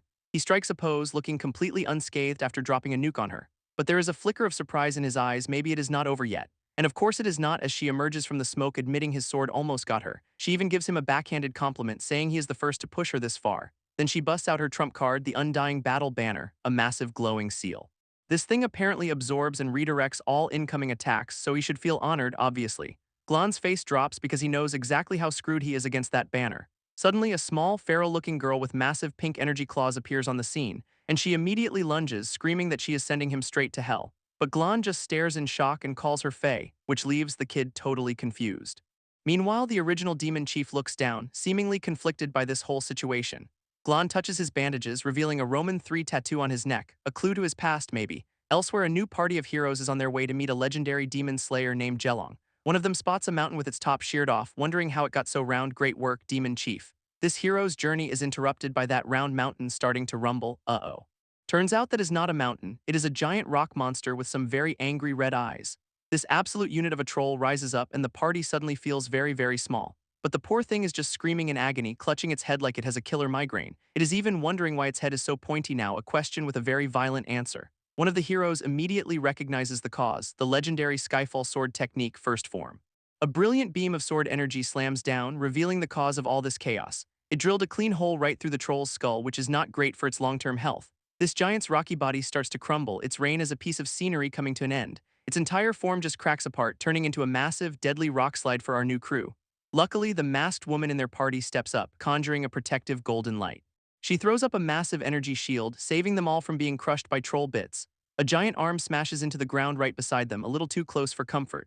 Finally, the troll's decapitated head rolls to a stop, looking like a very sad, very dead boulder. This view from its mouth shows the party standing firm, having survived the world's worst avalanche. These four heroes stand their ground, ready for whatever comes next after that chaotic introduction. On top of the troll's bloody head, a new challenger has apparently appeared. It is Jelong, the demon slayer they were looking for, drenched in blood and holding a severed arm. Through a blood-soaked gaze, he asks if these are the helpers he was promised. This blonde hero tries to de-escalate, reminding him they are all on the same side against the demon emperor. Jelong, looking like he just bathed in blood, says it is better for everyone if they just stay separate. He then promptly collapses against a wall, leaving a fresh smear of gore for the cleaning crew. In a symbolic shot, he and the blonde hero stand apart, with Jelong calling deep feelings a liability. Back in the present, he glares up defiantly at a massive, fully armored knight from their party. This absolute unit of a man calmly says he does not agree with Jelong's whole no-friends policy. Completely unimpressed, Jelong basically tells him his opinion is irrelevant. What a charmer. With that settled, he just turns and walks away, leaving a trail of blood in his wake. This blonde hero tries to apologize for his personality, but the knight says to just let him be edgy. He then clarifies that they probably will not be grabbing drinks anytime soon, so no friendship bracelets needed. Meanwhile, back with Glon, a purple-haired woman spots him in the wreckage, barely believing her eyes. Our boy just gives a cool yeah, confirming he is, in fact, not a ghost. Overcome with relief, she immediately launches herself at him, thrilled that he is alive. This reunion gets pretty intense as she wraps herself around him in a desperate hug. As she sobs on his shoulder, he asks why she is crying, noting she is not like she used to be. She explains through tears that she never, ever expected to see an old comrade again. Glon's face falls as he apologizes, blaming himself for all the suffering they went through. Suddenly, a couple of demon guards burst in, yelling for their chief and demanding to know what is up. They find their leader standing alone under a single, very dramatic beam of light. This guards gossip about her smashing through floors, calling it a release of pent-up emotions before she kicks them out. One warns the other not to listen, while musing that for someone so tough to cry, it must have really hurt. In a quiet moment, Jelong uses a glowing green spell to heal his old comrade's leg. While he works, she asks if he has been carrying the weight of guilt from their past all this time. She cuts him off, saying his self-pity is just annoying, and he fires back, calling her a nag. As she cries out from the pain, he dryly reminds her she broke a dozen of his asterisk bones first. After the impromptu first aid session, they settle down for a surprisingly domestic fruit platter break. She explains she has been a reincarnated demon for 2 years and even found her sister Fea. This leads Jelong to the only logical conclusion his brain can handle: his old friend gender-swapped. He just bluntly asks how she became a female demon, completely baffled by the whole situation, and she gives him a look that just screams, "You cannot possibly be this dense." Then she drops the bombshell with a smirk: "She was always a woman, you absolute moron." Jelong's entire reality just implodes, his brain completely short-circuiting from this revelation. He is left utterly speechless, just staring into space like his operating system needs a reboot. She is legitimately offended, asking how he could know her for 3 years and think she was a dude. A flashback to her bulky armor days explains the mix-up, but Jelong is still dying of embarrassment. He desperately asks if anyone else knew, and she confirms that yes, everyone but him was in on it. When he asks why she never said anything, she just throws it back. Why did not he ever ask? His brilliant defense is that he thought her name was a military rank, a truly galaxy brain moment. Their attention then shifts to a sleeping child nearby, the granddaughter of a local swordsmith. This woman walks over to a barrel where several small, carved wooden figures are arranged. After a quick count, her expression turns serious as she realizes one of the figures is missing. This purple-haired woman turns away, a tense silence hanging over the wreckage.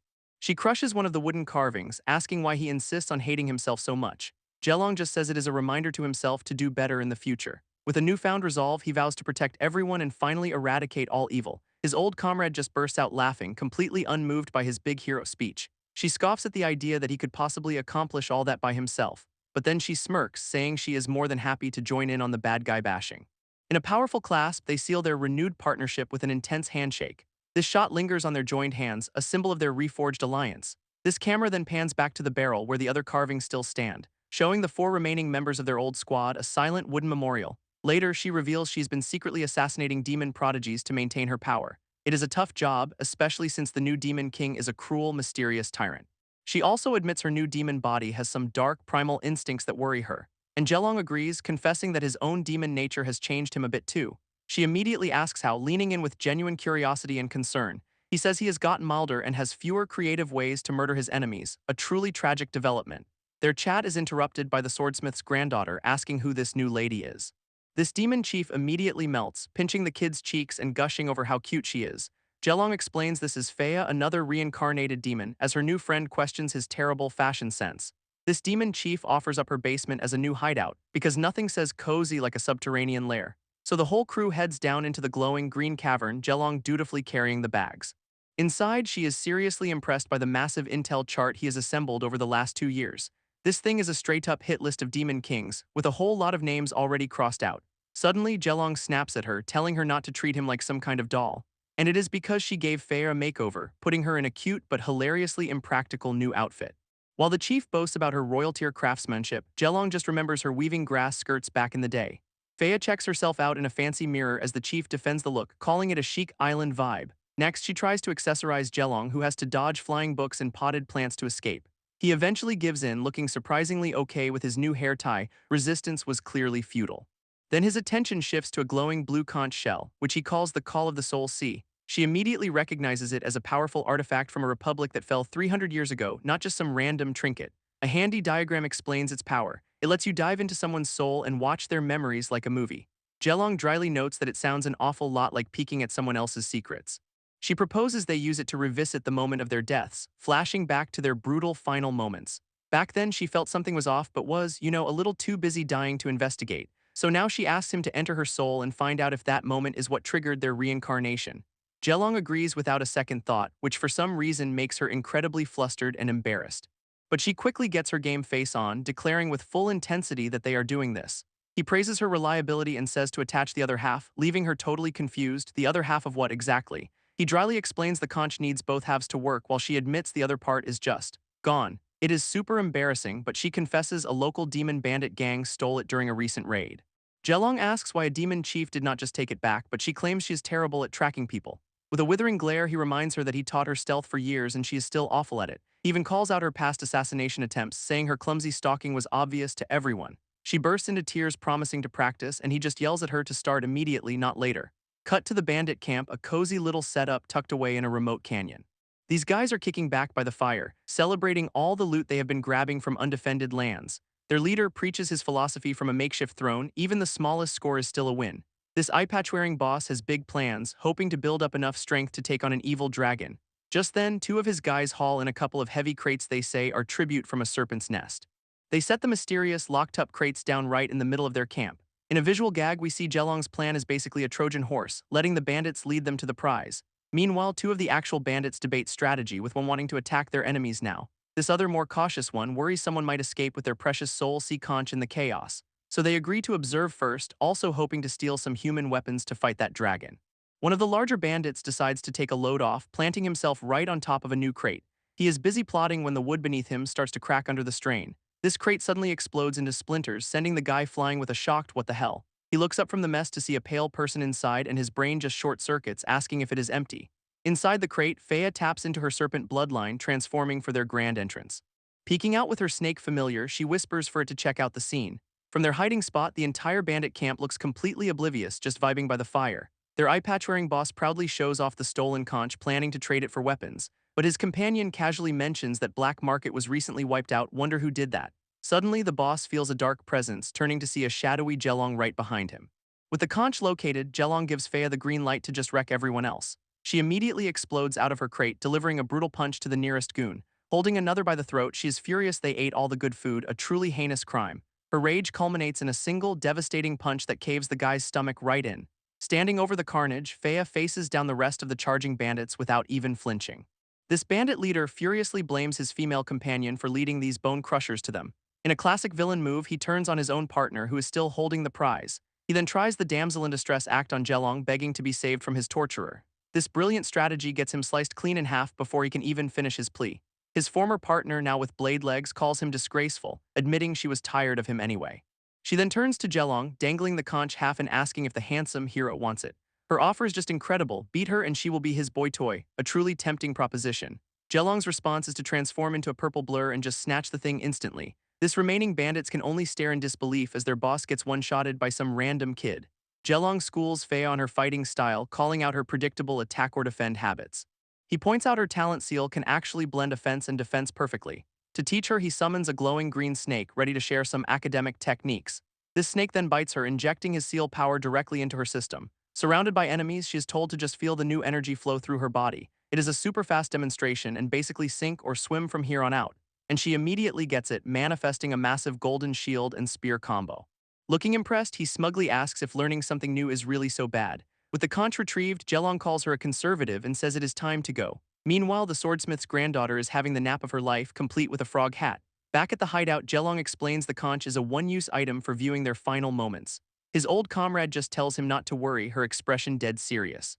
Holding the artifact, he tells her to get ready for the soul dive. This conch activates, unleashing a massive vortex of spiritual energy. Our boy finds himself standing in a misty, ethereal landscape, her inner world. He gives her a cryptic warning not to look at things she's not supposed to see. She scoffs from her own spot in the void, wondering what secrets he could possibly have. Then a gigantic, impaled statue erupts from the water, which is just a tad unsettling. Its face is a twisted, pained mess, not exactly a welcoming sight in someone's soul. She recognizes it as the god of mercy, sarcastically noting how merciful Jelong is in real life. She is shocked to see his soul form here, but he just says, "My soul, my rules," and tells her to wait. Suddenly, they are thrown into a chaotic vision of a cataclysmic battle, a memory of their final moments. With a grim look, she tells him to proceed into the memory. So she steps forward into the glowing red light, ready to face her own death again. This memory flashes to a brutal battlefield with a warrior getting cut down by a golden slash. But wait, she realizes this is not her memory at all. It is what happened to Jelong after she died. In the vision, his past self is sent plummeting into a dark abyss, completely overwhelmed. She watches in horror as he is impaled by a shadowy power, totally cornered and defeated. His only option was a desperate backup plan, using someone else's authority to survive. This plan's name is just fantastic: Cruel Samsara Body Snatching, a last-ditch reincarnation jutsu. It is a technique that shoves his soul into a new demon body, ensuring his great cause can continue. But the reincarnation seal shatters before it can fully form, a critical failure at the last second. His soul was apparently drawn to her, latching on as his only hope for survival. This memory then shifts to her own death, her past self lying lifeless in a sea of red. Because the ritual was interrupted, the consequences are a total mystery. But it was just enough to let the user keep on living as a sinister grin fills the void. And then the horrible truth hits her: the demon emperor, their greatest enemy, also reincarnated. With that bombshell dropped, the memory shatters into a million pieces around her. She finds herself in a twisted hellscape, realizing she is still in Jelong's soul and needs to get out now. This kid's inner world is a straight-up nightmare cathedral of hanging bodies and skulls, so you know he is fine. A voice claiming to be Jelong calls out to Feiya, offering her a way out of his nightmarish soul. Across the blood-red landscape, a tiny, shadowy version of him confirms it is his voice. But the real Jelong screams at her not to listen, insisting that thing is an imposter. A monstrous shadow beast erupts from the ground, trapping her at its peak with a horrifying grin. This soul eater opens a spiraling maw of teeth, preparing to swallow her whole. As the entire vision shatters, she's caught right in the middle of the collapsing nightmare. Jelong's true soul form appears, yelling at her to stop spacing out and get out of his head immediately. With a powerful tug, he forcibly yanks her consciousness right out of the soul dive. Back in the real world, she is completely shaken, demanding to know what that thing was. He just brushes it off, saying he will explain later and asking if she found any useful intel. Jelong explains the demon emperor's terrifying power. He assimilates the authority of whoever kills him. This very thought of that guy has him clenching his fist, the memory still raw. Feiya insists they have to find the reincarnated emperor and control him before he destroys the world again. Then we get a full-on conspiracy chart breaking down the entire demon lineage and power structure. With the world-ending threat established, she suddenly remembers one more little thing. Jelong immediately cuts in, asking where the swordsmith's granddaughter Sovka went. Feiya gets super awkward, admitting that in all the chaos she kinda lost track of the kid. Just then, Sovka pops up demanding food, and Feiya desperately tries to use it as a distraction. Jelong is having none of it, telling her there is no need to change the subject. He stares her down, coldly stating that just telling the truth would be fine for once. Feiya looks down with a heavy heart, trying to find the right words to explain their situation to Sovka. With Jelong watching from a distance, she struggles to admit the grim truth to the kid. Cut to a couple of new adventurers, a guy and a girl, proudly showing off their ridiculously huge fish. They sneak through the woods, spotting two people having a quiet moment by a distant campfire. But a giant knight in full plate armor stops them, warning them not to interrupt the pair. This knight calls the guy by the fire a married man, and the adventurer quips that explains the divorce. Back at their own camp, a blindfolded companion asks Jelong about the missing number on his eye. This person explains a count appears on their face whenever they kill someone against their will. And that mark of guilt only vanishes when they finally experience true happiness again. This blonde adventurer from before tells the blindfolded one they must feel at home, reunited with Jelong. This blindfolded friend then comments on how quickly Feiya and the big knight have bonded. They also gush about how Sovka's presence just makes everything better, a real ray of sunshine. Then their attention turns, ominously addressing one last person in the group. And of course it is Jelong, who gets a very pointed and serious look. Feiya quietly tells Jelong that Sovka's destiny might be different from their own bloody path. He just accepts it with cold resolve, calling it another blood debt to be settled. Staring at his conspiracy chart, Jelong points directly at the demon emperor's face. With a declaration of vengeance, he smashes his fist right through the drawing, so much for that security deposit. Meanwhile, a border village is a complete slaughterhouse, with a warrior carving a circle of death. A flexing centaur demon brags about his training regimen because gains weight for no apocalypse. A dying father comforts his daughter, clinging to the hope that her mom will return to save them. That flexing centaur demon is just loving this, screaming that he is speeding up the slaughter. In his final moments, the man is hoisted up on a rope, screaming while still clutching his child. Suddenly, a mysterious woman appears, lamenting that her first sight upon waking is human suffering. This man's eyes just widen in sheer terror, seeing this new arrival in the middle of the chaos. But the centaur gets abruptly yanked to a halt by a rope around his waist. He is completely baffled, having no idea who just put the brakes on his murder spree. And of course, it is the white-haired woman holding the leash with an almost bored expression. This whole demon squad turns to face her, looking less than pleased about the party crashing.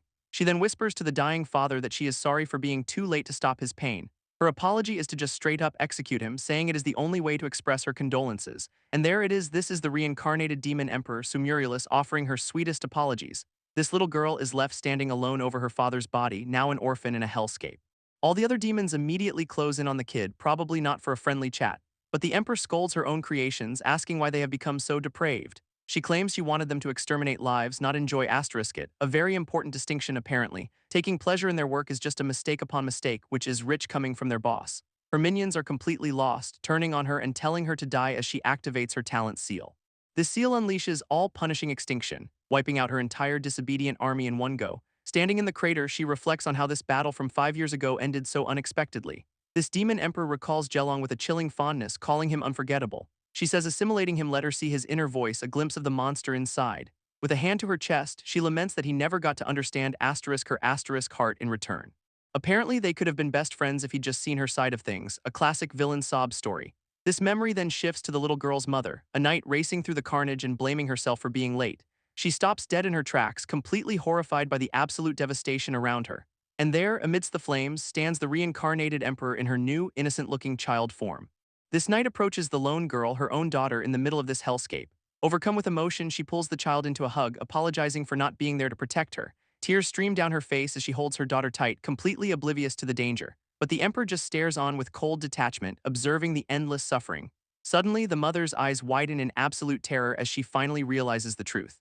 And her own daughter drives a sword straight through her because family reunions are tough. This knight collapses to her knees, impaled by the very person she rushed to save. With her mother now dead on the ground, the emperor has successfully claimed another powerful victim. Her eyes flare, activating the Great Sin Authority to absorb her mother's power. She frames this murder as part of her great cause to save the world, which is a new level of delusion. Back in the present, Jelong tells his comrade they have no leads on the Emperor's current location. His ally suggests they seek out Fenling, the silent death demon king, for a potential clue. Jelong agrees, realizing Feia's lie-detecting seal makes her perfect for this. Fenling is their only shot. Jelong's inner conflict flares up, reminding himself of his one true goal while his hand corrupts. That goal is to exterminate the entire demon race, a vow surrounded by some seriously dark energy. Feia snaps him out of his brooding, asking why he is just standing there spacing out. He just plays it cool, claiming he was distracted for a moment, totally convincing. Out in a clearing, Jelong tells the others he is just doing some preventive work. His plan is to summon a legendary vampire knight to leak intel about the Emperor to the human side. Sofka freaks out, thinking vampires are just myths, but Feia confirms this one is the real, terrifying deal. To start the ritual, our boy uses his own blood as a catalyst, which is always a great sign. He then activates a massive, glowing red summoning circle right in the middle of the woods. 2 hours later, absolutely nothing has happened, and Sofka awkwardly tries to make excuses for the no-show. Feia decides this is a great time for a nap, telling Sofka to wake her if their vampiric Uber ever arrives. This summoning circle just sits there, glowing ominously but remaining stubbornly empty.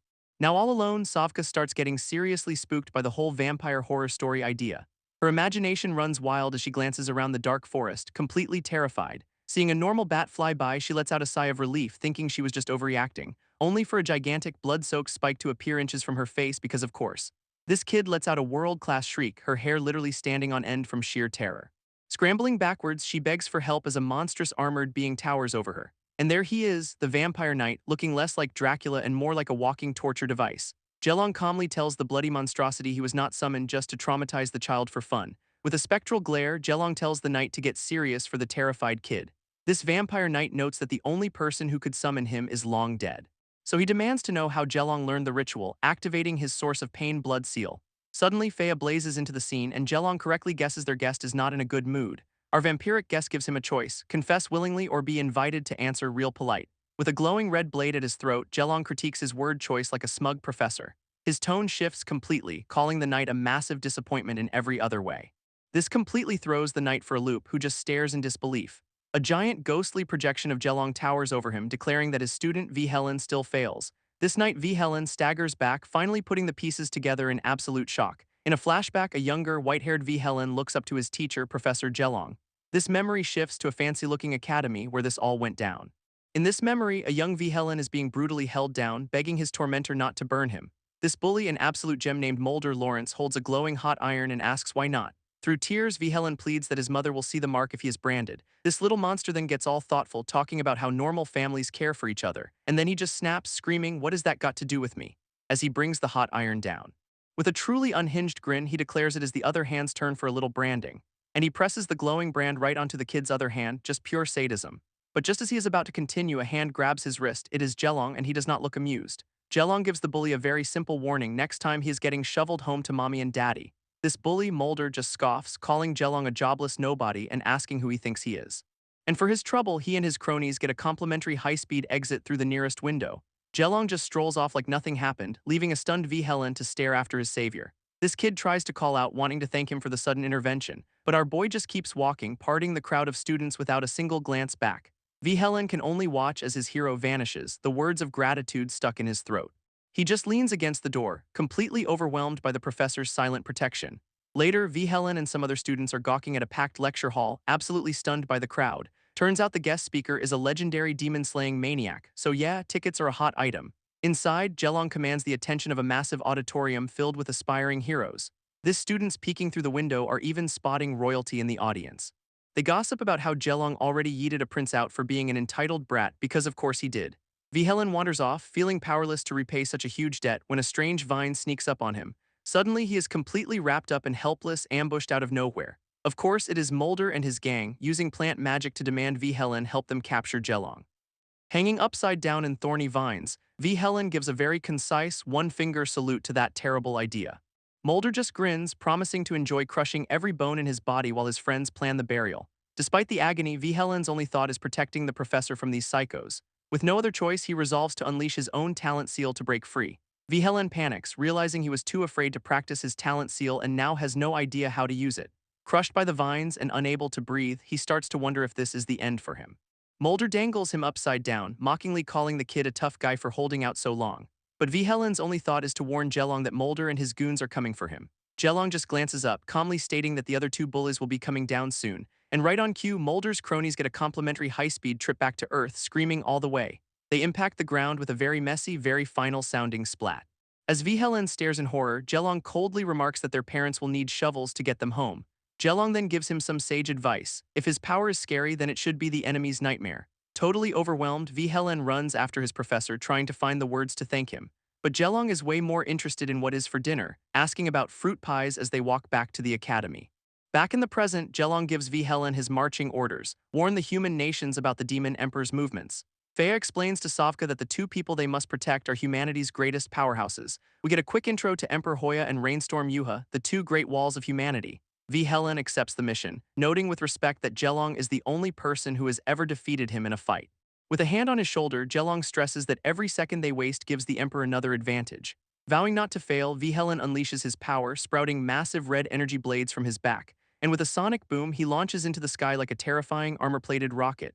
Sofka gives a cute little wave, calling him a mosquito, while Jelong just complains about the guy's fashion sense. This next day, Jelong lays out their next steps, find the Silent Death Demon King, and also buy some quality pottery jars. A flashback reveals the Demon Emperor's plan for Jelong, dismemberment and eternal torment in a jar. She even plans to keep him alive as a maggot for generations, calling him lucky he is not evil, which is rich.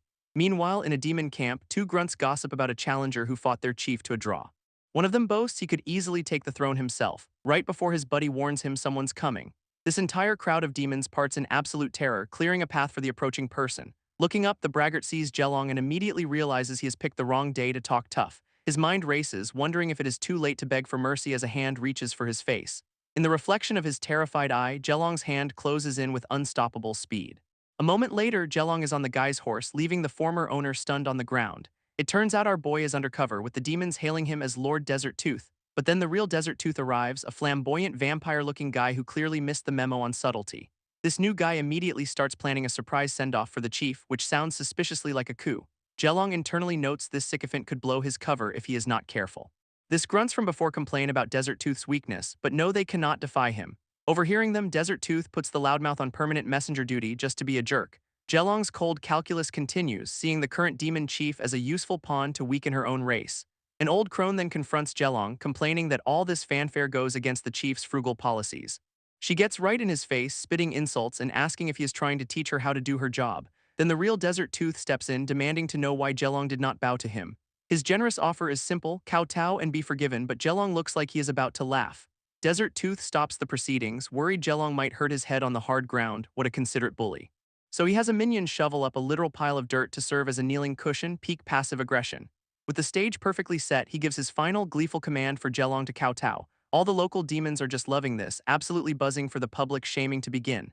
This vampire gets right in Jelong's face, threatening to tattle to the chief if he does not obey. But Jelong just calls him a clueless frog in a well, saying the chief would vaporize him for his ignorance. This throws the guy for a loop, who then resorts to asking if Jelong is too scared to speak. And he grabs our boy, ready to personally introduce his face to the freshly shoveled dirt, only to get absolutely launched across the clearing by a force he never saw coming. He lands perfectly, headfirst, right in the pile of filth he had prepared for Jelong.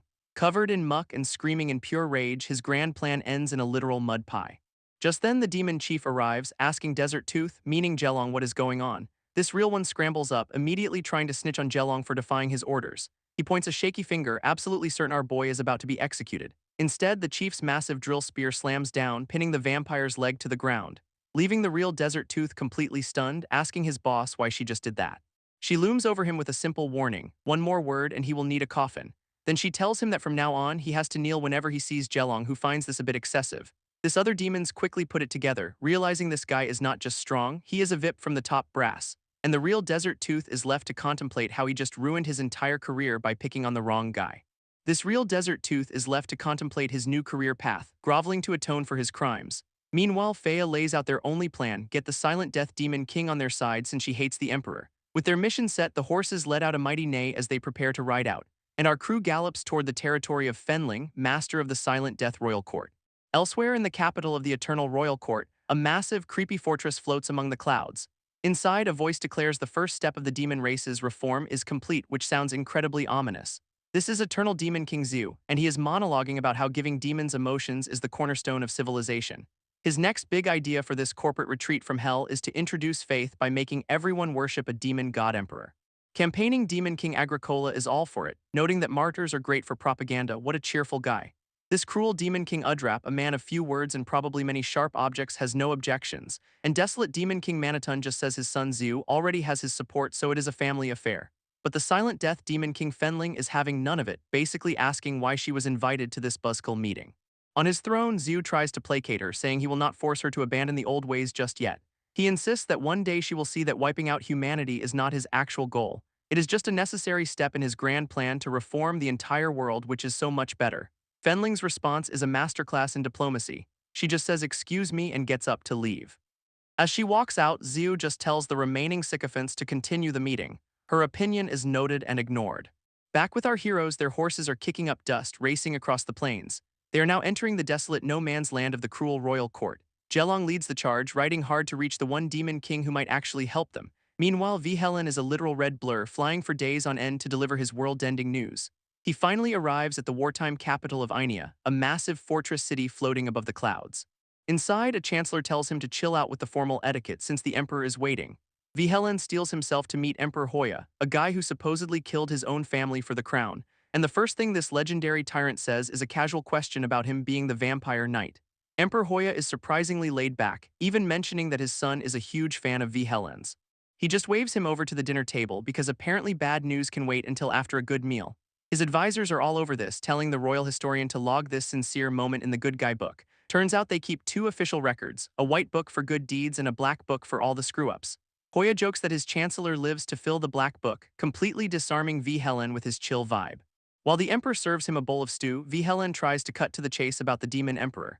This emperor just tells him to talk while they eat, then proceeds to inhale his entire meal in seconds flat. After hearing the report, Hoya realizes he and Yuha have to stop killing people to avoid a demonic possession. He explains that Yuha is on a retirement training trip, and he knows down to the day how long he has been gone. With everything settled, Hoya decides to send a secret agent to pass on the message. Right on cue, an aide announces that his top spy from the demon lands is back and needs to report. This emperor then offers to personally walk Vihelen to his room because waking up a servant is too much hassle. As they head out, Vihelen sees the agent, a massive, hulking silhouette that is definitely not human. And yeah, the secret agent is a full-on demon, reporting that he just wiped out a demon squad for them. This demon spy then spots Vihelen and completely loses his mind, asking why a vampire is in the human court. Emperor Hoya decides it is time for a proper meet and greet, a real networking opportunity. He introduces Vihelen to his top royal spy, Limestorff, who happens to be a giant horned demon. Vihelen is internally baffled, wondering why any demon would willingly serve a human emperor. This demon spy, Limestorff, politely informs Vihelen that the emperor has war plans to make, so he will be his escort. Helen immediately calls him out, but Limestorff clarifies this is not loyalty, it is just a job, he is a trader for cash. His philosophy is simple: in a world at war, the strong get paid, and he could not care less about race. To prove his point, he holds up 2 gold bars, asking if Helen can spot the human one. Money has no allegiance. Helen just scoffs, saying the war between humans and demons is none of his concern anyway. Turns out the demon's grand plan is to save up enough to ditch this continent and retire in luxury. This gives Helen pause, musing on the irony of a selfish individual emerging from a race of pure killers. Limestorff proudly owns his greed, saying at least he is not a hypocrite pretending to be a hero. Then he brings up Jelong, praising him as a selfless hero, but Helen cuts him off, sensing a trap. This spy gets to the real question: was Jelong truly that noble or just good at hiding his own desires? He pushes further, suggesting Helen's perfect teacher might have had some dark secrets of his own. This moment he implies Jelong deceived him. Helen's power starts to flare up around them. With his eyes glowing, Helen gives the demon a very simple, very final warning to choose his next words carefully. Limestorff immediately panics, swearing it was just a hypothesis and that he totally respected the dead Jelong. Helen demands to hear the rest, and the terrified spy asks what if Jelong never actually died 5 years ago. Meanwhile, back in No Man's Land, Jelong's party takes a break as the spy's question hangs in the air. Jelong calculates they have half a month of travel left, noting the eerie lack of even bandits in this desolate wasteland. Fea asks the kid Sira if she has a talent seal, who admits she has never had a chance to test it out. Sira just knows her smithing is supernaturally fast, like she has a secret helper, which is just adorable. So Jelong decides it is time for a lesson, explaining her talent is probably working unconsciously and he can help. He gives the rundown on talent seals, which basically turn your heart into a perpetual energy generator. This basics are simple: mobilize, amplify, release, and shape your power, a 4-step program to awesome. And by release, he means blasting a hole clean through your enemy's chest, a very practical example. Mobilizing power to your eyes gives you supervision or even thermal sight if you have the right bloodline.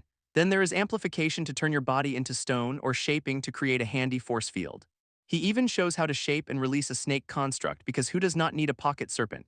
With the lecture over, he tells Sira to try mobilizing her power, and she immediately shouts the command out loud. It actually works, her hands start glowing with energy, and Jelong gives her a rare nod of approval. She picks up her hammer and realizes it is way lighter now, absolutely buzzing with excitement. Jelong explains she can also infuse the hammer itself, but the power fades on most external objects. Of course, his own Anxi steel weapon is one of the rare exceptions to that rule, just a casual flex. Next up is defense training, telling her to focus all her power into one hand to make it super tough. He is about to strike her with small force, and she is totally sure he will hold back for her. His comforting words before the strike are, "I will cure your broken hand," peak mentorship right there. This blade comes down with terrifying speed as she braces for impact with her glowing fist. A massive shockwave erupts as she actually manages to block the attack, holding her ground. Her tiny, power-infused fist holds strong against his blade, stopping it completely. Jelong is genuinely surprised as her little energy blobs start climbing right up his sword. He comments that humans always find their true potential in a crisis, and she is living proof. Sira's all fired up, asking what is next, while Jelong has to take a second to remember the instructions for her power type. He immediately crosses amplification off the list, warning it could literally give her a heart attack. Safety first. She tries the release command, and one of her little golden dudes just gently floats off her hand. This little guy drifts over and lands right on Fea's gauntlet, who seems pretty entertained by the whole display. Fea tells her to use her imagination to shape the power, and suddenly a whole squad has built a tiny castle on her arm. With a bit more focus, her little energy army sprouts glowing bows and quivers, ready for a very tiny war. Fea suggests pumping in more power to see if they become automated, officially ending the tutorial level. Sira is completely captivated by her new mini-fortress, staring at it with total concentration. Jelong adds that with her blacksmithing skills, she was bound to unlock an acquired seal through pure effort anyway. All of a sudden, her little golden sentries start panicking, pointing at something in the distance and shouting about birds. That immediately puts Jelong on high alert, and he orders them to kill the campfire. They have got company. Far below in the canyon, 3 cloaked figures are trekking through the desolate landscape. One of the travelers, a guy with wolf ears, gets scolded by his captain for using his rank and blowing their cover. They are carrying a stretcher with an unconscious green-haired woman, admitting they are screwed if they get caught. Watching from a ridge, Fea wonders what rich family is trekking through this bandit-infested no man's land. But Jelong recognizes the woman on the stretcher. It is Princess Yvette, the most ambitious of Hoya's adopted kids. Fea is shocked he knows her, but he just says he is familiar with the political scene, leaving the bigger questions hanging. Down below, the captain is blaming his 2 subordinates for the mission failing, all while Jelong's snake constructs spies on them. This captain whines that his family paid a fortune for him to get close to the princess, not die in a desert. Now he is stuck in this wasteland, wondering where his career went so horribly wrong. Jelong's snake spy chimes in, asking if they are still looking for his master's severed arm. Up on the ridge, Jelong and Fea watch the whole pathetic display unfold. Feiya asks if they are really planning to use his old arm to evolve, and Jelong confirms they need that power. This triggers a quick flashback to a much darker time, with Jelong covered in snakes and looking very not alive. Down below, the captain calls his subordinates trash for failing to get proper intel on a great demon. His subordinate fires back that the intel on Jelong's arm came from Limesdorf, the same spy V. Helen just met. These two underlings are about to throw down, blaming each other for the mission's collapse. Their captain just cuts them off, demanding they hand over the stretcher. He decides to carry the princess himself, pulling the I am the captain card. Then he gives a big speech about how Ainea Knights never give up, a real inspiration to his crew. He insists there is water ahead, and when questioned, his only proof is because I said so, flawless logic. Right on cue, Princess Yvette starts coughing up blood, which really kills the motivational vibe. Her escorts completely lose it, shouting her name in a panic. And yeah, she looks pretty bad, unconscious and bleeding out on the stretcher. This captain screams at the little horned girl to use a healing spell like right now. But she is all out of mana from a previous fight, crying that she cannot do anything to help. Just as all hope seems lost, one of the guards spots two people approaching them, and it is Jelong and Feiya strolling in like they own the place to crash this disaster of a party. This captain's wolf-eared subordinate sounds the alarm, screaming that they have run into demons. But these newcomers claim to be a peace faction, with their leader casually catching an arrow mid-flight. He offers a deal to the panicked knights, showing off a hand glowing with powerful healing magic. This price for saving their princess is simple: tell him everything they know about Jelong's severed arm. His hand pulses with an intense green light, making it clear this is some top-tier magic. This captain is sweating buckets, clearly torn between his mission and saving the princess's life. Finally caving, he tells the demon to go ahead and heal her, officially accepting the deal. While casting the spell, the demon notes that whatever injured her must be an incredibly powerful great demon.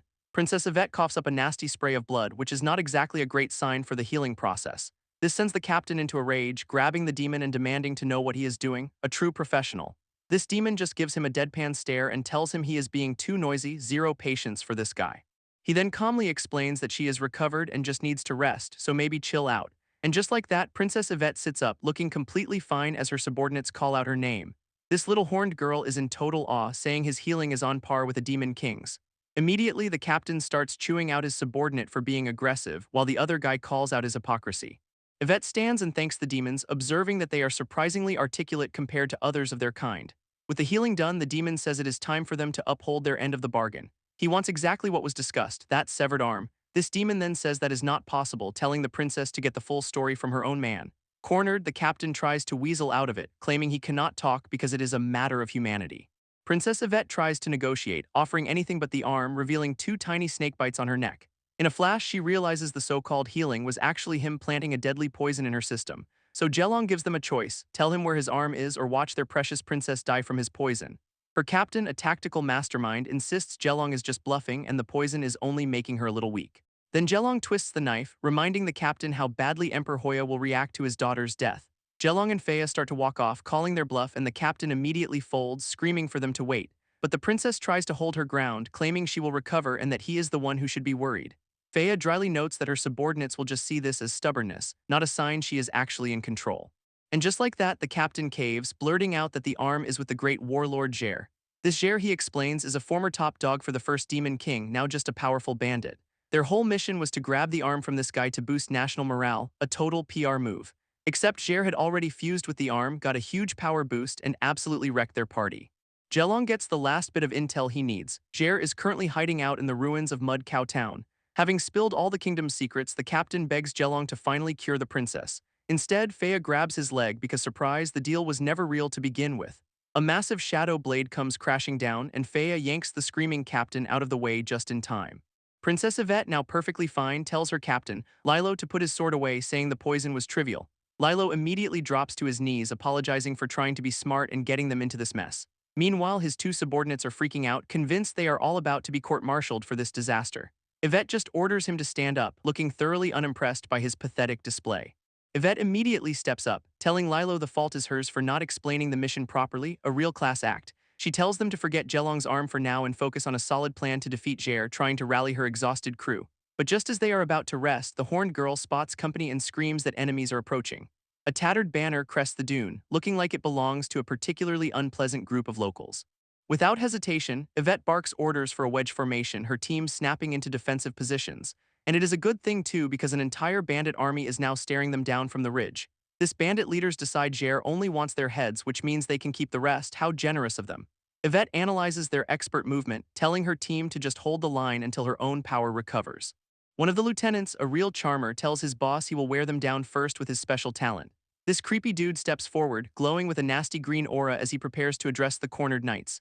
He then hits them with a pop quiz, asking a bizarre riddle about a talking chicken, not the fight they trained for. It is a trap. His talent is Riddle Frog, and failing to answer in 3 seconds will permanently drain their power. Her subordinates are absolutely losing it, terrified of being drained into wrinkly husks by a game show-themed attack. This wolf-eared guy tries to shoot the Riddler, but Yvette stops him, knowing the enemy is way too fast to hit. And she is right, as the Riddler zips around them in a blur, taunting them from multiple directions at once. His big brother, the main bandit leader, is loving this, monologuing about how he is just farming power for his own evolution. With the Riddle wearing them down, the leader finally gives the order for his horde of monsters to charge. Yvette's crew can only watch in horror as the mob descends, completely trapped and defenseless. Out of nowhere, a flash of purple light reveals a mysterious white-haired warrior intervening in the fight. This newcomer unleashes a devastating energy wave, carving a path right through the bandit army in a single, brutal slash. This mysterious warrior just tore through the bandit horde with a single, devastating purple slash. Yvette is completely stunned by the sudden, brutal efficiency of their new savior. He casually calls the massacre a meeting gift, offering an alliance right over the bodies. His proposal is simple. They team up to take down Jer and get Jelong's arm, which he claims is rightfully his. A quick flashback shows his power wiping out another massive army of monsters in a flash of purple light. This power apparently has a very clear goal: to end evil demons with even more evil-looking powers. Turns out this form is an evolution from a serpent's molt, and it is not even at full strength yet. This bandit leader is not scared, ordering his riddle-loving subordinate to trap the newcomer with another question. So Riddle Frog hits him with another brainbuster, this time about fingers and bones, confident his trick will work again. As the countdown starts, the warrior just stands there, completely unbothered by the ticking clock. He gives his answer with total confidence: fourth bone. This Riddler goes nuts, screaming that he is wrong because the answer was Little Finger, a truly high-stakes game show. His power-draining Riddle monster attack lunges forward, ready to turn our boy into a husk. But the warrior activates his thermal vision, tracking the real targets through the sandstorm. Meanwhile, the main bandit leader uses a speed technique to bolt, leaving his brother to handle the dirty work. Instead of getting drained, the warrior blasts a beam of pure energy right down the Riddler's throat. Standing over the mess, he calmly states that if he says it is the fourth bone, then that is the answer, end of discussion. Yvette's crew is justifiably terrified, wondering if they just traded one monster for an even scarier one. From a safe distance, the bandit leader is absolutely thrilled, finding this new challenger fantastic. He powers up his Earth Lord authority, promising to personally peel the warrior's skin for his collection. This bandit leader's fortress looms over a battlefield of bodies, setting a real welcoming mood. From the ramparts, he promises to make our heroes look pretty, a classic villain threat. To kick things off, his goons hurl a massive spear down at the newcomers. It slams into the ground with explosive force, but the white-haired warrior easily dodges the attack. He lands gracefully, now positioned between the bandits and Yvette's terrified crew. Yvette's team is losing it because, oh yeah, the entire castle is now sliding towards them. This mobile fortress technique is basically a moving mountain firing projectiles as it comes. This bandit leader calls for his second brother to join the party, which cannot be good. His forces begin to flank our heroes from 3 sides, leaving them completely trapped. Right on cue, a giant monster leaps from the walls to crush them. This big guy lands and immediately starts complaining that fighting ants is boring. He was promised a dragon. Suddenly, a new green-haired girl with the warriors group takes that ant comment very personally. Her own crew panics, with one guy worried about his allowance while another begs her to use her seal power. This white-haired warrior deactivates his form, telling her it is her turn to handle this. She unleashes her celestial body seal, glowing with power and asking the monster who the real ant is. With a single glowing palm strike, she unleashes a devastating shockwave. This monster gets completely bisected by a massive blade, not even putting up a fight. Her purple-haired subordinate smugly notes that using an enemy as a weapon is a lesson she taught well. As arrows rain down from the fortress, the green-haired princess stands unfazed in the middle of the barrage. She then grabs a massive chunk of debris and hurls it back at them with incredible force. This bisected monster slams into the fortress wall, completely annihilated by the girl's attack. This bandit leader, Jer, is absolutely stunned, not expecting this kind of pushback. A traumatic memory flashes through his mind, a giant, shadowy figure with a glowing sword. His face twists in pure terror, clearly reliving a moment he was completely powerless, and the vision ends with a massive, swirling vortex of energy wiping everything from existence. Back in the present, one of the warriors' crew spots a dragon flying off into the sunset. This green-haired girl walks away from the carnage, leaving a trail of dust and bodies. Her companion explains that is the infamous evil dragon, thankfully not interested in them today. In a quick flashback, she agrees to the white-haired warrior's proposal, her power flaring up. They agree to split Jelong's arm 50-50, though she is already planning to betray him, a model ally. That night, the two very suspicious groups set up separate campfires, keeping their distance. This warrior's subordinates are just enjoying some soup, completely unbothered by the tension. Both teams sit around their fires, clearly sizing each other up for the inevitable double-cross. Yvette tells Lilo to watch their new allies while she goes to talk, and he is desperate to atone. As she approaches, the warriors' team takes notice with him casually asking about their slave. Back at the other camp, Yvette's men are still grumbling about having to work with demons. Lilo, however, is busy fanboying over a flawless night, vowing to protect his own handsome face from scars. A hooded figure from Yvette's crew sidles up to the horned girl, asking for a taste of her cheese. She immediately clutches it, explaining it is expensive and a gift from her mom, so hands off. Suddenly, Lilo freaks out, screaming at the hooded person for appearing out of nowhere. Lilo finally confronts the hooded person, demanding to know if they are a demon. Great situational awareness, buddy. This newcomer reveals herself as a blue-haired woman with a tail, casually confirming his suspicion. He immediately whips around to the other campfire, asking if this is one of their friends. This green-haired girl's crew just keeps eating their soup, completely unbothered by the sudden drama. But this new demon is not here for dinner, drawing her twin blades with a menacing glow. A quick flash shows her flowing water sword technique, a blur of blue energy and severed limbs. Yeah, her signature move is just lopping off hands, leaving her victims screaming in agony. This purple-haired subordinate instantly recognizes the style, realizing exactly who just crashed their party. This is Marovich, a demon with a nasty reputation and a tail to match. Her flashback ends with her casually walking away from the maimed victims she just crippled. This green-haired girl finally puts her bowl down, looking like she is ready for a real fight. Marovich announces she is here on her master's orders to capture Princess Yvette, so much for a quiet night. And to prove her point, the hooded guy's severed hand now lies next to the cheese he tried to touch. This green-haired girl notes this demon's skill is second only to Jair's and asks her ally for backup. Our boy steps in, trying to play peacemaker and suggesting they all just talk it out first. These two warriors face off in a classic standoff, tensions skyrocketing in the desert night. It is an intense stare-down between his cold fury and her scarred, confident smirk. Marovich recognizes his murderous aura, realizing she has finally found the person she was looking for. She calls him out by name, Jelong, and even recognizes Fea, making a weird comment about her growing up. Fea just deadpans that Jelong and Marovich are basically twins when it comes to judging people, a match made in hell. Marovich lunges with her twin blades, forcing Jelong to yell a warning to Fea. Their powers clash in a flash of purple and blue light, a move designed to lower their guard. She summons a massive, eternal night dragon soul, complaining that this mission is getting complicated. Jelong stands his ground against the spectral beast, telling her to stay out of his way. With her blade at his throat, Marovich rants about a past betrayal that left her in this state. She gets right in his face, mocking his unblemished reputation as a complete joke. And now she's just screaming, blaming him entirely for whatever happened to her. Fea finally jumps in with a glowing shield, telling her extremely calm friend to calm down. Marovich just scoffs at the idea as Fea and Jelong brace for the inevitable fight. Unleashing her flowing water sword technique, she is dead set on just finishing her orders. Fea thinks Marovich has been totally brainwashed by her master, a real company woman, so with her fists glowing, she decides the only cure is to literally beat some sense into her. But Marovich activates a mist mirage, insisting she is perfectly clear-headed. Fea's punch smashes through empty air, leaving her completely off balance. Jelong realizes the mist is a diversion, warning Yvette that she is the real target. To cut through the nonsense, our boy activates his thermal vision to track her. Suddenly, a massive blast of fire intercepts Marovich's attack out of nowhere. A fire-infused cage traps them all, with Yvette's crew already knocked out on the ground. Jelong's thermal vision is useless as the enemy came prepared for it. In response, Fea summons a wall of shields while Jelong lays down a thunderous dragnet trap.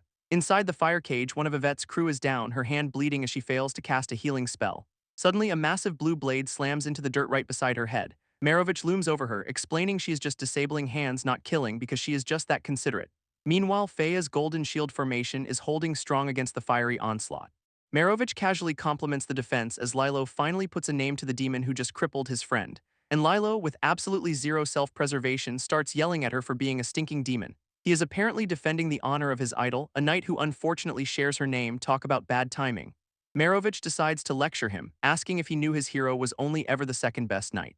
She reveals the top spot was reserved for the king's son, because nepotism is a universal language. Then she goes on about how fair the demon race is, where only raw power gets you ahead. To demonstrate, she summons a massive energy dragon, boasting she will become the next emperor. That very same blue dragon immediately dives down to smash our heroes. From above, the whole fiery trap swirls as the beast descends on Fea's golden dome. Inside, Fea points out the opening in the cage, telling Jelong to get ready for their guest. This dragon slams into the top of the barrier, trying to brute force its way through. Fea answers by launching a colossal green energy blade straight up to meet it. Her dragon just scoffs at the counterattack, calling it an insignificant trick. But that was the distraction, as Jelong unleashes his own rapid tooth rush from below. He rockets upwards in his transformed state, a blur of pure purple energy. His attack forms a gigantic purple spire aimed right at the dragon's smug face.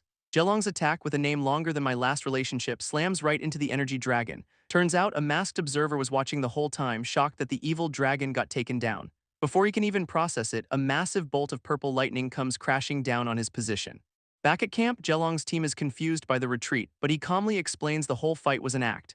In a quick flashback, we see him telling Merovich to look him in the eye to sell the performance. Then we cut to Lilo's tragic backstory, where a friend asks if getting his cool new scar actually hurt. He is absolutely obsessed with maintaining this scar, convinced it makes him look majestic and domineering. His companion suggests just cutting himself, but Lilo insists it only counts if it is from a real battle. He has standards. Staring into a hand mirror, he declares his desire for the world's recognition of his rugged good looks. But more importantly, he also wants self-recognition because a man's gotta respect his own hustle. Just then, Jelong strolls up and casually casts a healing spell, erasing the scar he was so proud of. Our boy asks why Lilo did not mention he was injured, completely oblivious to the aesthetic tragedy he just caused.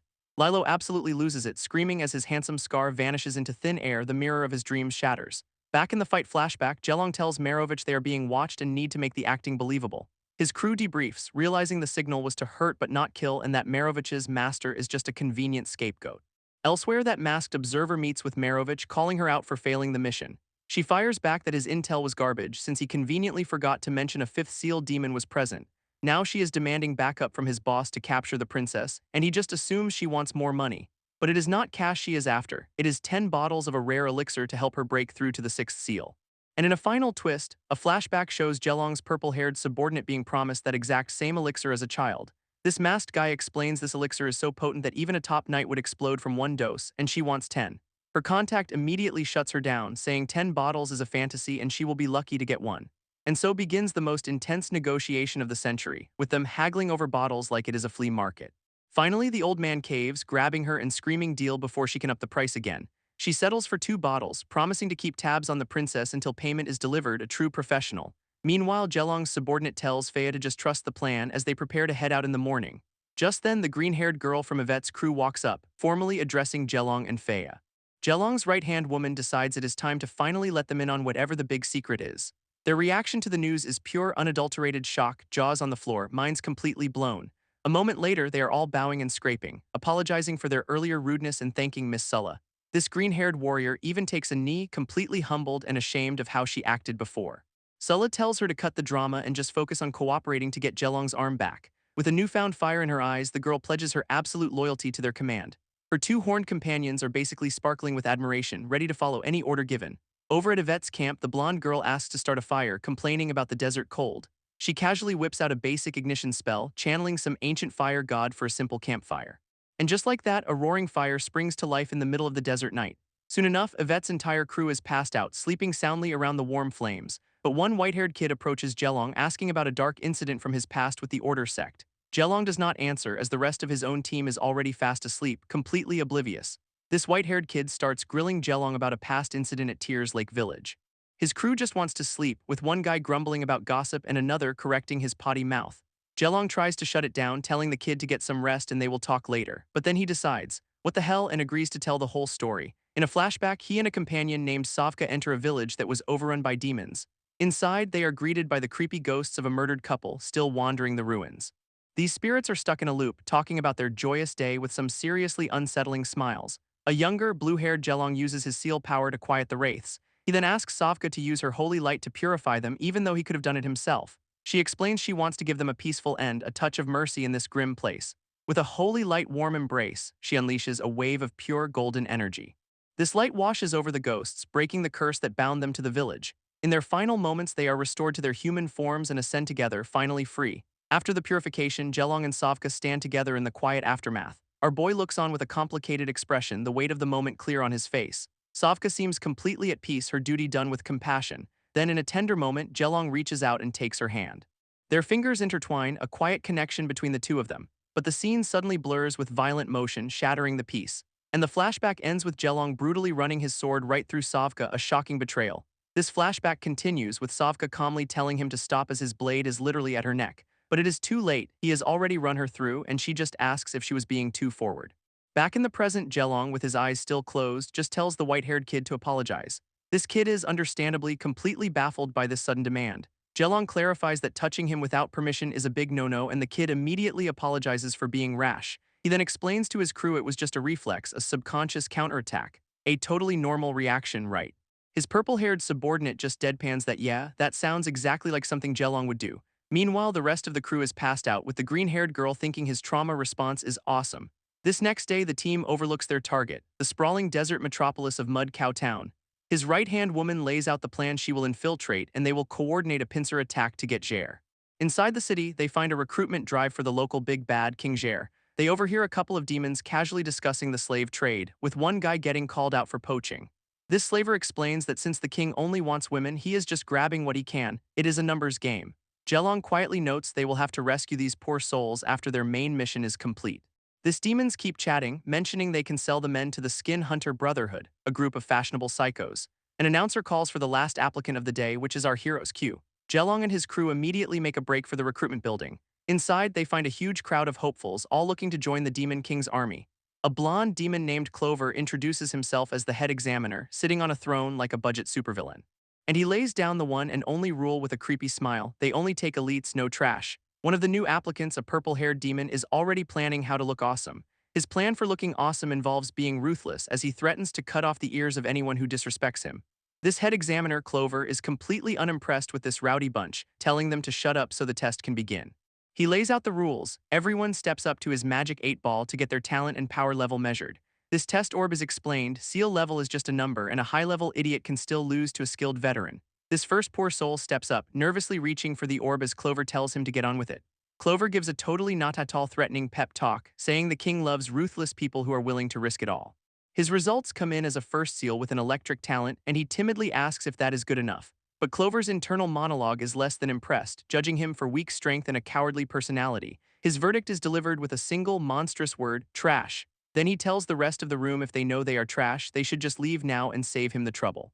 One guy objects to being called trash, earning him a personal visit from Clover's horrifyingly long tongue, which then whips back, smashing the poor dude into the wall and taking his arm off in the process. Clover then gives his life advice: if you admit you are trash, what is the point of even living? This applicant lies broken against the shattered wall, a pretty clear answer to that question.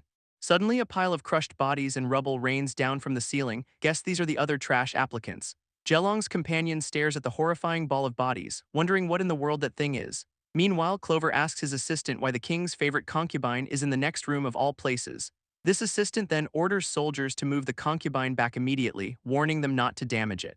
And it turns out the concubine is that horrifying sphere of crushed bodies, which soldiers are now trying to haul away. A closer look at the concubine reveals it is a horrifying sphere of mangled bodies, still crying. Jelong watches this display of casual cruelty with a cold, unreadable expression on his face. A sudden flashback shows a person in a red scarf being swallowed by a similar fleshy horror, revealing they were once a prisoner, led away by these very same types of demons. This memory clearly weighs on him, his face shadowed with a grim and painful determination. Back in the present, Clover just tells everyone to ignore the human gumball and get on with the test. HR is a joke here. He calls up the next applicant, who immediately tries to fake a stomach ache to get out of it. But Jelong just strolls right past him, cutting in line because he is also in a hurry. Our boy asks to confirm the rules: you just have to be strong or ruthless, nothing else. This other demons think he is just stalling, with the purple-haired guy planning to use the distraction to escape. Clover gets annoyed, telling him to just touch the damn orb and stop wasting his time. Then Jelong flips the script, asking Clover if he is strong enough for what is coming. This examiner puffs up his chest, offended that anyone would question his third seal authority. He accuses Jelong of stalling for a painless death and whips out that horrifying tongue again.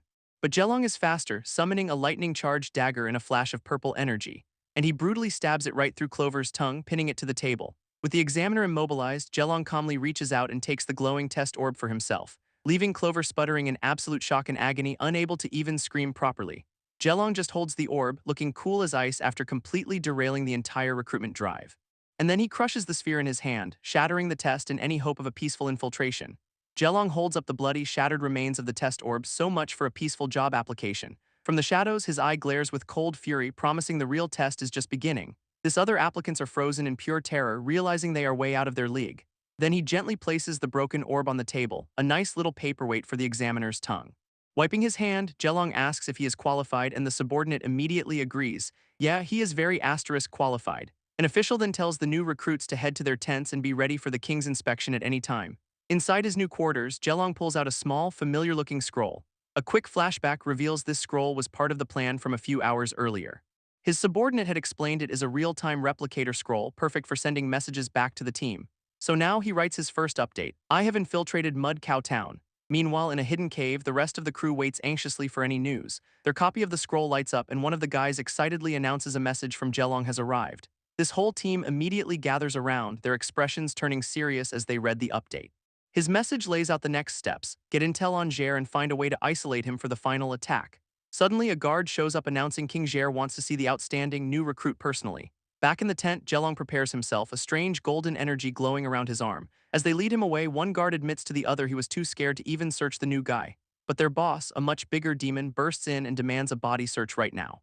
Jelong, already shirtless, just tells him to suit yourself, looking completely unbothered by the whole thing. And so begins the most awkward pat-down in demon history, with the guard getting way too handsy. After a pat-down that violated several personal space treaties, the guard finds no suspicious items. He then tells Jelong to follow him for a private audience with the great King Jair himself. A quick flashback reveals exactly how he passed, by surgically embedding a scroll into his own arm. He then used a healing spell to seal the wound just moments before the guards arrived. What a pro! A bell tolls from a Gothic tower, signaling their arrival at the king's inner sanctum. This guard presents the outstanding new recruit and is promptly dismissed by an unseen voice. As the guard's footsteps fade, Jelong sizes up the room, his face a mask of cold focus. He immediately identifies his target, Jair, and realizes the king is somehow using his arm. From across the hall, ethereal music drifts from a grand piano under a massive stained glass window, and the pianist is revealed to be a monstrous demon with a grin full of nightmares. Meet King Jair. His massive hands glide over the keys, playing a surprisingly delicate tune for a guy who looks like that. Jelong just watches this whole performance, completely unfazed by the villain's dramatic flair. A closer look shows one of his hands is human while the other is demonic, a nice unsettling detail. This music stops and the king finally acknowledges his guest from across the vast room. He explains that he plays the piano to suppress his homicidal urges, which is a totally normal hobby.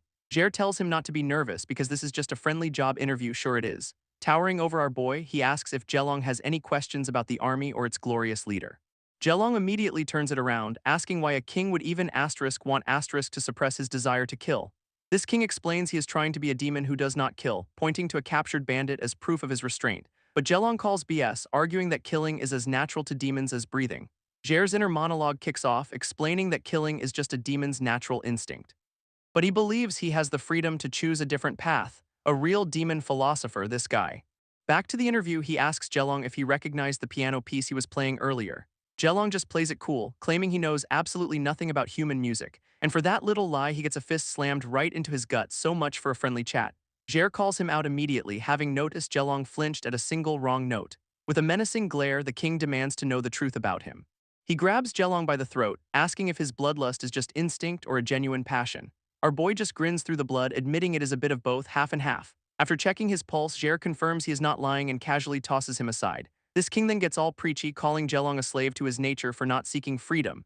In his monstrous form, he calls him pathetic for embracing his killer instinct instead of fighting it. But Jelong flips it, arguing that a great king needs an obedient slave to do the things he will not. This gets Jair's attention, who now asks what Jelong actually wants from him. Jelong rises to his feet, ready to deliver the perfect, calculated answer. He claims that only by serving the king can he truly satisfy his desire to kill, and Jair buys it. With the deal seemingly sealed, Jelong has officially passed the most violent job interview ever. Just then, the sound of bare feet echoes through the throne room. Jelong's head whips around, his focus immediately shifting to the newcomer, and a young red-haired girl runs in with a flower crown, happily calling out for her papa. This little girl proudly offers her papa a flower crown she made just for him. A flashback reveals she waited patiently in the ruins for the flowers to fall naturally. It was a long wait, she explains, all to avoid hurting the flowers by picking them. And for this sweet gesture, Jair slams her face first into the stone floor. With the crown shattered, he scolds her for daring to run around without permission. This do not kill philosopher then screams at her for being deaf, leaving her bleeding on the floor. Jelong watches this whole display as Jair complains humans are harder to train than dogs. This poor kid is on the ground, begging Papa to stop, admitting she was wrong. But Jair just grabs her by the chin, clearly not done with his lesson. He lifts her up, forbidding her from ever calling him Papa again, and with a terrifying glare he reminds her she is just a lowly slave. Just then a guard bursts in with urgent news: the infamous evil dragon is flying in from the east. Jair notes the dragon probably has bad intentions, all while still holding the terrified girl. After that, he dismisses her, telling Xena to go back to the basement by herself. With that family drama handled, he tells the guard he is satisfied with Jelong and to take him back to camp. As the guard leads him away, Jelong walks in complete silence. His expression cold and unreadable, but you just know gears are turning in that head of his. A final glance back shows Xena walking alone down a desolate alleyway, a new piece of the puzzle.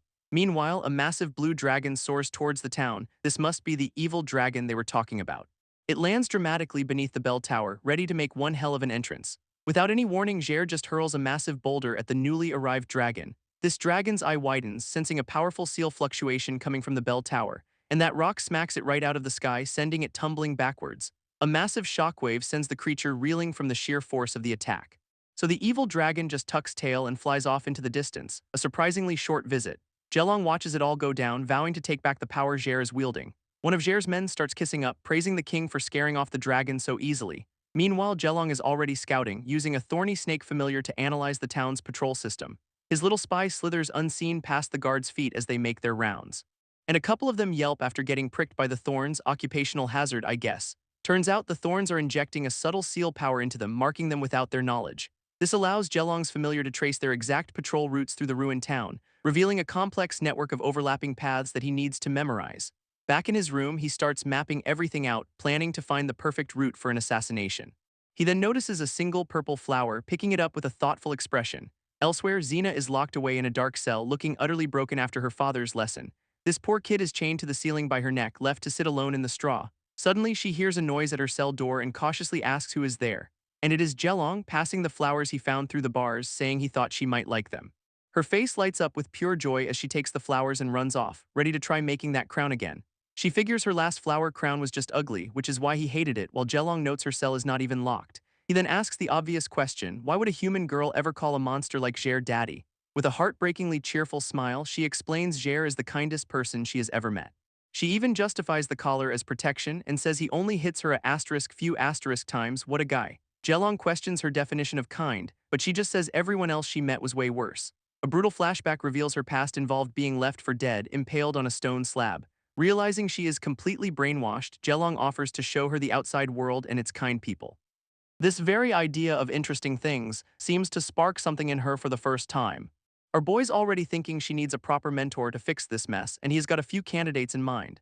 Xena gets excited, asking him to tell her story since her papa forbids her from leaving or making friends. But Jelong reminds himself the mission comes first. He needs intel on Jair and cannot get sidetracked. He tells her he has to go for now, and she happily waves him off, asking him to visit again. Once he is gone, she panics, noticing the chain on her collar has come loose. So she immediately starts tightening it herself, terrified of what Jair will do if he finds out. With a tear in her eye, she pulls the collar snug, choosing her prison over his wrath. Meanwhile, out in the desert, a blue-haired woman is told she has fled right into Jair's territory. Her pursuer, an old man, decides he will just have to negotiate with this new player. He then unleashes a shadowy seal power, sending it out to make his presence known. Massive shadow tendrils snake their way into the throne room, reaching for Jair himself. And the king just calmly pours himself a glass of wine, completely unfazed by the intrusion. Back in the throne room, Jair activates a massive seal power detection field to find his uninvited guest. This golden energy waves immediately ping a shadowy snake familiar hiding in the rafters. But its master, the old man from the desert, just scoffs at the attempt, calling it child's play. Jair sips his wine, calmly telling the intruder to stop hiding since the game is already up. With its cover blown, the shadowy snake prepares to make a much more formal entrance. A swirling vortex of darkness pools on the throne room floor, a bold choice in home decor. This old man's face emerges from the portal, immediately insulting Jair's entire ugly demon race. Unfazed, Jair just lounges on his throne, admitting the guy has guts for starting a conversation like that. This old man clarifies he and the evil dragon are only here to find someone and want no trouble. Jair is not impressed by someone breaking in and then making demands, the absolute nerve of this geezer. His face twists into a demonic snarl as he points out his guest's complete lack of manners. But the old man fires back, boasting that he could kill the demon king in under 3 minutes. Just then, a new voice calls out to Lord Simon as a glowing purple lantern materializes from the shadows. Simon looks relieved, asking his boss to help him deal with this stumbling block of a king. Jair's eyes widen in shock, recognizing the legendary space-crossing spirit realm lantern. Simon smirks, telling the king it is a little late to be scared now that the real power has arrived. But Jair just grins, holding up an identical lantern and saying, "What a coincidence, I have one too." This old man's jaw just hits the floor, his smug confidence completely shattered in an instant. A shadowy third party appears, telling them to stop arguing because fighting is a great bonding activity. This figure reveals a blonde man who praises them both as good subordinates, one for hoarding troops, one for taking hostages. What a wholesome team. This new blonde boss, Matthias, sits on a throne while Jair and Simon stand before him like scolded children. Jelong's snake familiar connects the dots. This guy is the puppet master behind the princess's capture in Jair. Matthias grabs Jair's wrist, casually calling the demon king a rook on his personal chessboard. He then takes Simon's hand, labeling the old man his bishop. This guy really loves a theme. With both of them in his grasp, he explains his grand game only works if his pieces stay put. Simon immediately starts kissing up, praising the boss's genius plan to restore the royal line. With a smug grin, Matthias turns to Jair, asking about a bounty he placed on 4 assassins. Jer explains he fought them off but issued the bounty just in case, only for his new boss to tell him to cancel it. He then condescendingly pats the Demon King on the head like a disobedient dog. The disrespect is staggering. This guy literally tells Jer to be a good boy, explaining he was bought as part of an obedient package deal. His creepy smile just screams, "Do not make me worry," which is villain speak for or else. Jer clenches his fist, reminding Matthias about that little promise of freedom he was given. Matthias just blinks, casually recalling the word freedom like it is an item on a grocery list. He pulls out a strange magical device, wondering aloud where his supplier even finds these things. Turns out it is a remote detonator for a bomb in Jer's head. Crush one half and the other goes boom. He then dangles that freedom carrot again, asking if the king is happy just thinking about it. With the power play over, he gets down to business, giving new orders to Simon and the evil dragon. Then he tells Jer to take him to his favorite concubine's room, announcing he has brought some new women. Simon obediently summons the spirit realm lantern, ready to do whatever his master commands. As Jer walks off to prepare a room, Jelong's little snake spy decides to follow him for more intel. Jelong's little spy slithers after Jer, heading deep into the fortress's underbelly. This demon king descends a massive spiral staircase into what looks like the abyss itself. Our boy keeps his distance, peering through his familiar's eyes at the king's secret project. And what a project it is! Jer stands before a horrifying sphere made of countless writhing bodies. Holding the lantern, he asks if his new children are ready to be born, and a voice confirms they are. A grotesque creature then pushes out a pulsating red orb, which is just all kinds of wrong. This fleshy egg thing just sits there, vibrating with some nasty, unholy energy. Its membrane stretches thin as whatever's inside starts clawing its way out. A monstrous hand rips through the sack, ready for some fresh air and probably violence. Out crawls a freshly made demon, already begging for orders like a good little soldier. Turns out the mother is a one-woman assembly line, popping out these demon eggs left and right. Matthias explains his brilliant new method for mass-producing demons with built-in killing instincts and obedience. An entire army of these new demons stands at attention, awaiting their very first command. Jer addresses his new troops, telling them they will join his forces under a new deputy commander. As for the duds, Matthias casually tells him to just destroy the failed experiments, no refunds. Matthias waxes poetic about carving demons into art, while Jer just thinks he knows nothing about it, a true connoisseur. Meanwhile, back at his fancy villa, Matthias sips wine and complains about a lack of romance. He is watching a group of women being escorted onto his property, the new women he mentioned earlier. This women gossip, with one cynically assuming their new lord is just another smelly old creep. Matthias then takes one of their hands with a practiced, gentle touch that is absolutely not reassuring at all. Matthias lays on the charm with one of the new women who is completely surprised by his sudden appearance. This woman is instantly starstruck, realizing he is the famous Lord Matthias of the First Dynasty. Her friends are already swooning, gushing over how handsome and elegant he is, a real upgrade apparently. They all start clamoring for his attention, practically begging to serve him as personal maids. With a smile that is absolutely not reassuring, he tells them all to huddle up nice and close. This group gathers as instructed, a mix of excitement and confusion on their faces. He puts a hand on the blue-haired woman's shoulder and her expression immediately shifts to pure unease. In the next instant, she is screaming as dark energy just erupts from her body. And this horrifying vortex of shadows consumes the entire group in a flash. What is left is a grotesque, writhing mass of fused bodies, a living sculpture of pure pain. Matthias holds up the spirit realm lantern, revealing it as the source of this absolute nightmare fuel. He just stands there admiring his handiwork, the lantern pulsing over his new art piece. Elsewhere, Jelong discovers another one of these flesh abominations, labeled Flesh Art Mixed Pigments. Back with Jer, he casually calls the new horror his favorite concubine and tells his men to put the lantern away. His guards then shove the writhing mass of people through a set of heavy stone doors. Jelong watches from the shadows as this whole disturbing process unfolds. He tries to use a healing spell on the fused bodies, a green light glowing from his hand. But it is completely useless. The spell cannot reverse whatever twisted magic has been done to them. Our boy realizes Matthias's seal fused them into one inseparable creature, a truly horrifying power. With a look of cold fury, he is clearly not letting this go. Someone's getting a visit. Jer coldly orders Xena to get up after she is collapsed on the floor next to her flower crown. Peeking from the shadows, Jelong watches Jer demand to see the number on her neck. This poor girl just clutches her collar, her expression a heartbreaking mix of fear and confusion.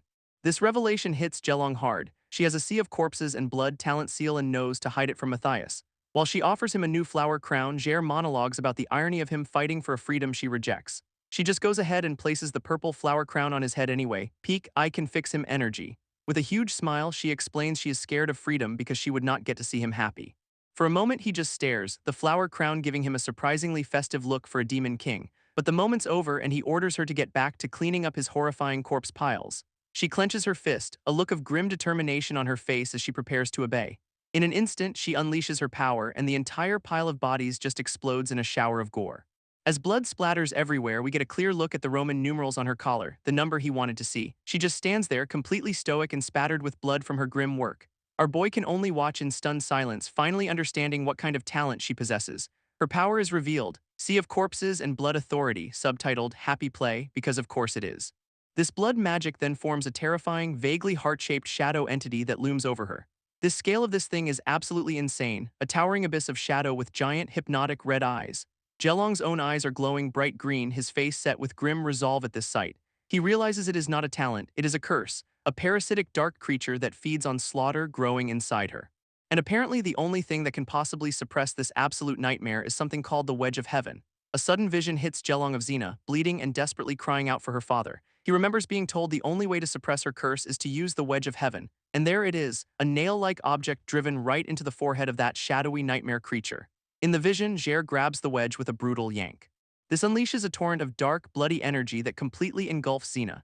This raw power of the curse just rips her apart from the inside out. From the shadows, Jelong can only watch in absolute horror as this unfolds. This vision ends with Jair standing over her seemingly lifeless body, the curse finally gone. Having seen enough, Jelong's little snake familiar wisely decides to peace out.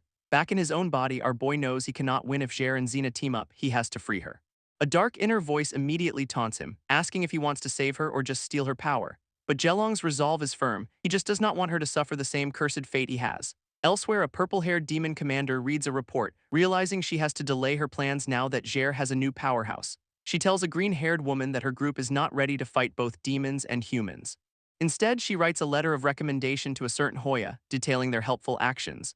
This green-haired woman gratefully accepts, seeing a clear path to a better position for her people. Her subordinates are already celebrating their future riches and promotions, a totally healthy mindset in a war. But the commander just smirks, casually dropping the ultimate jinx that people who plan for after the war usually die. Her crew immediately freezes, covering their mouths in superstitious terror. She just laughs at their panic, clearly enjoying being the harbinger of bad vibes. Matthias is back to his favorite hobby, playing chess and monologuing about his grand game. He notes his troop sources are growing stronger, all conveniently hidden away in a place called Mud Cow Town. This next move involves capturing Princess Yvette, calling Simon a useless but necessary tool for the job. But his allies are a problem. Some guy named Barnier sold out Jair and Jelong's arm, then completely vanished. This forces a flashback to a year ago, revealing he is counting on some mysterious person from the ruins of White Road City. In the past, he and a subordinate head to a meeting with an eternal demon king named Zhu, feeling pretty confident. Suddenly, a strange patterned ball rolls right into their path, which is never a good sign. Matthias's eyes narrow, his calm facade cracking for just a second. He knows this is not random. And there is the source, a demon king in a throne-like wheelchair demanding he hand over the ball. Matthias plays it cool, picking up the object as if he is just grabbing a dropped wallet. He offers to heal the demon's body while his lackey secretly signals him to be ready to bolt at a moment's notice. Turns out the gift is Jelong's severed arm, which he presents with a smile that is pure poison. But the demon king Zhu just flat out refuses, citing a personal grudge and wanting no part of it.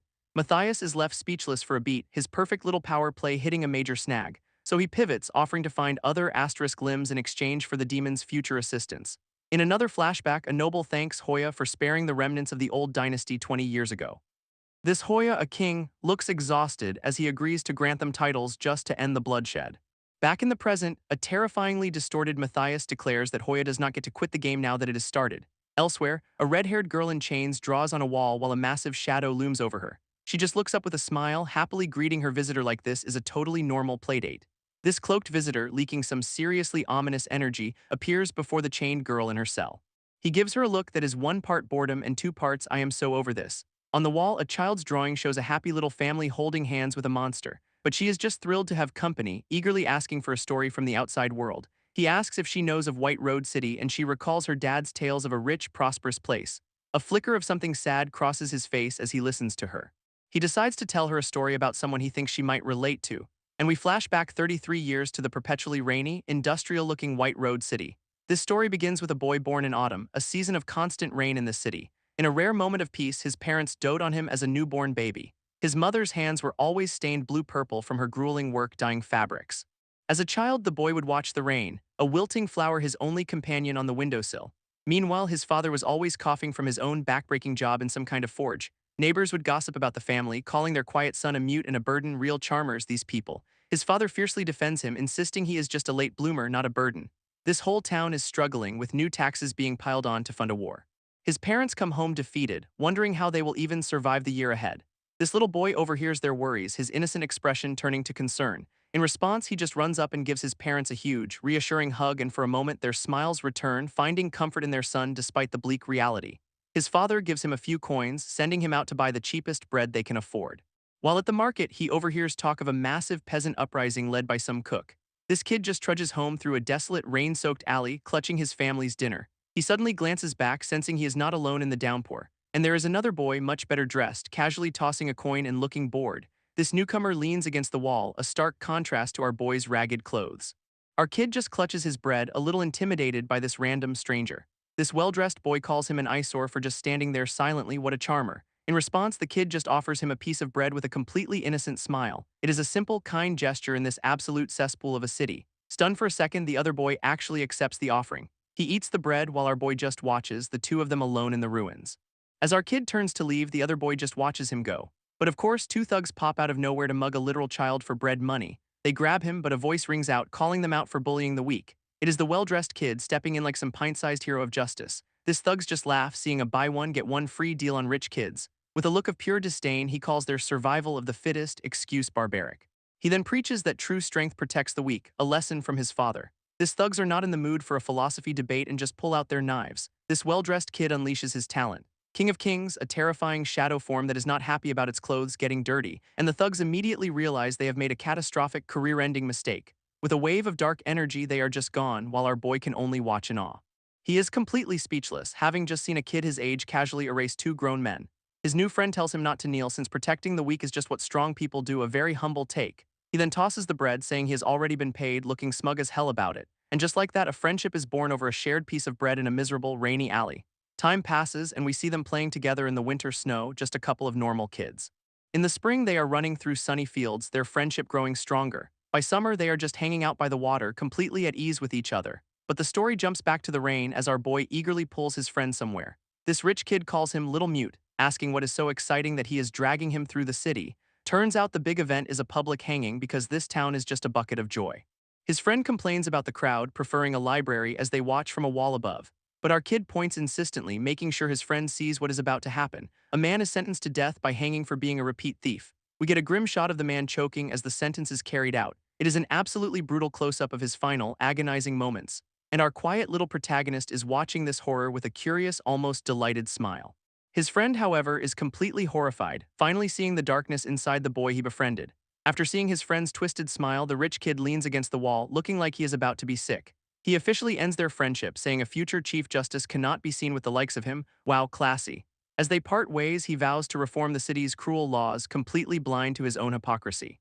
This scene pulls back to show the grim reality of White Road City, a castle looming over endless slums.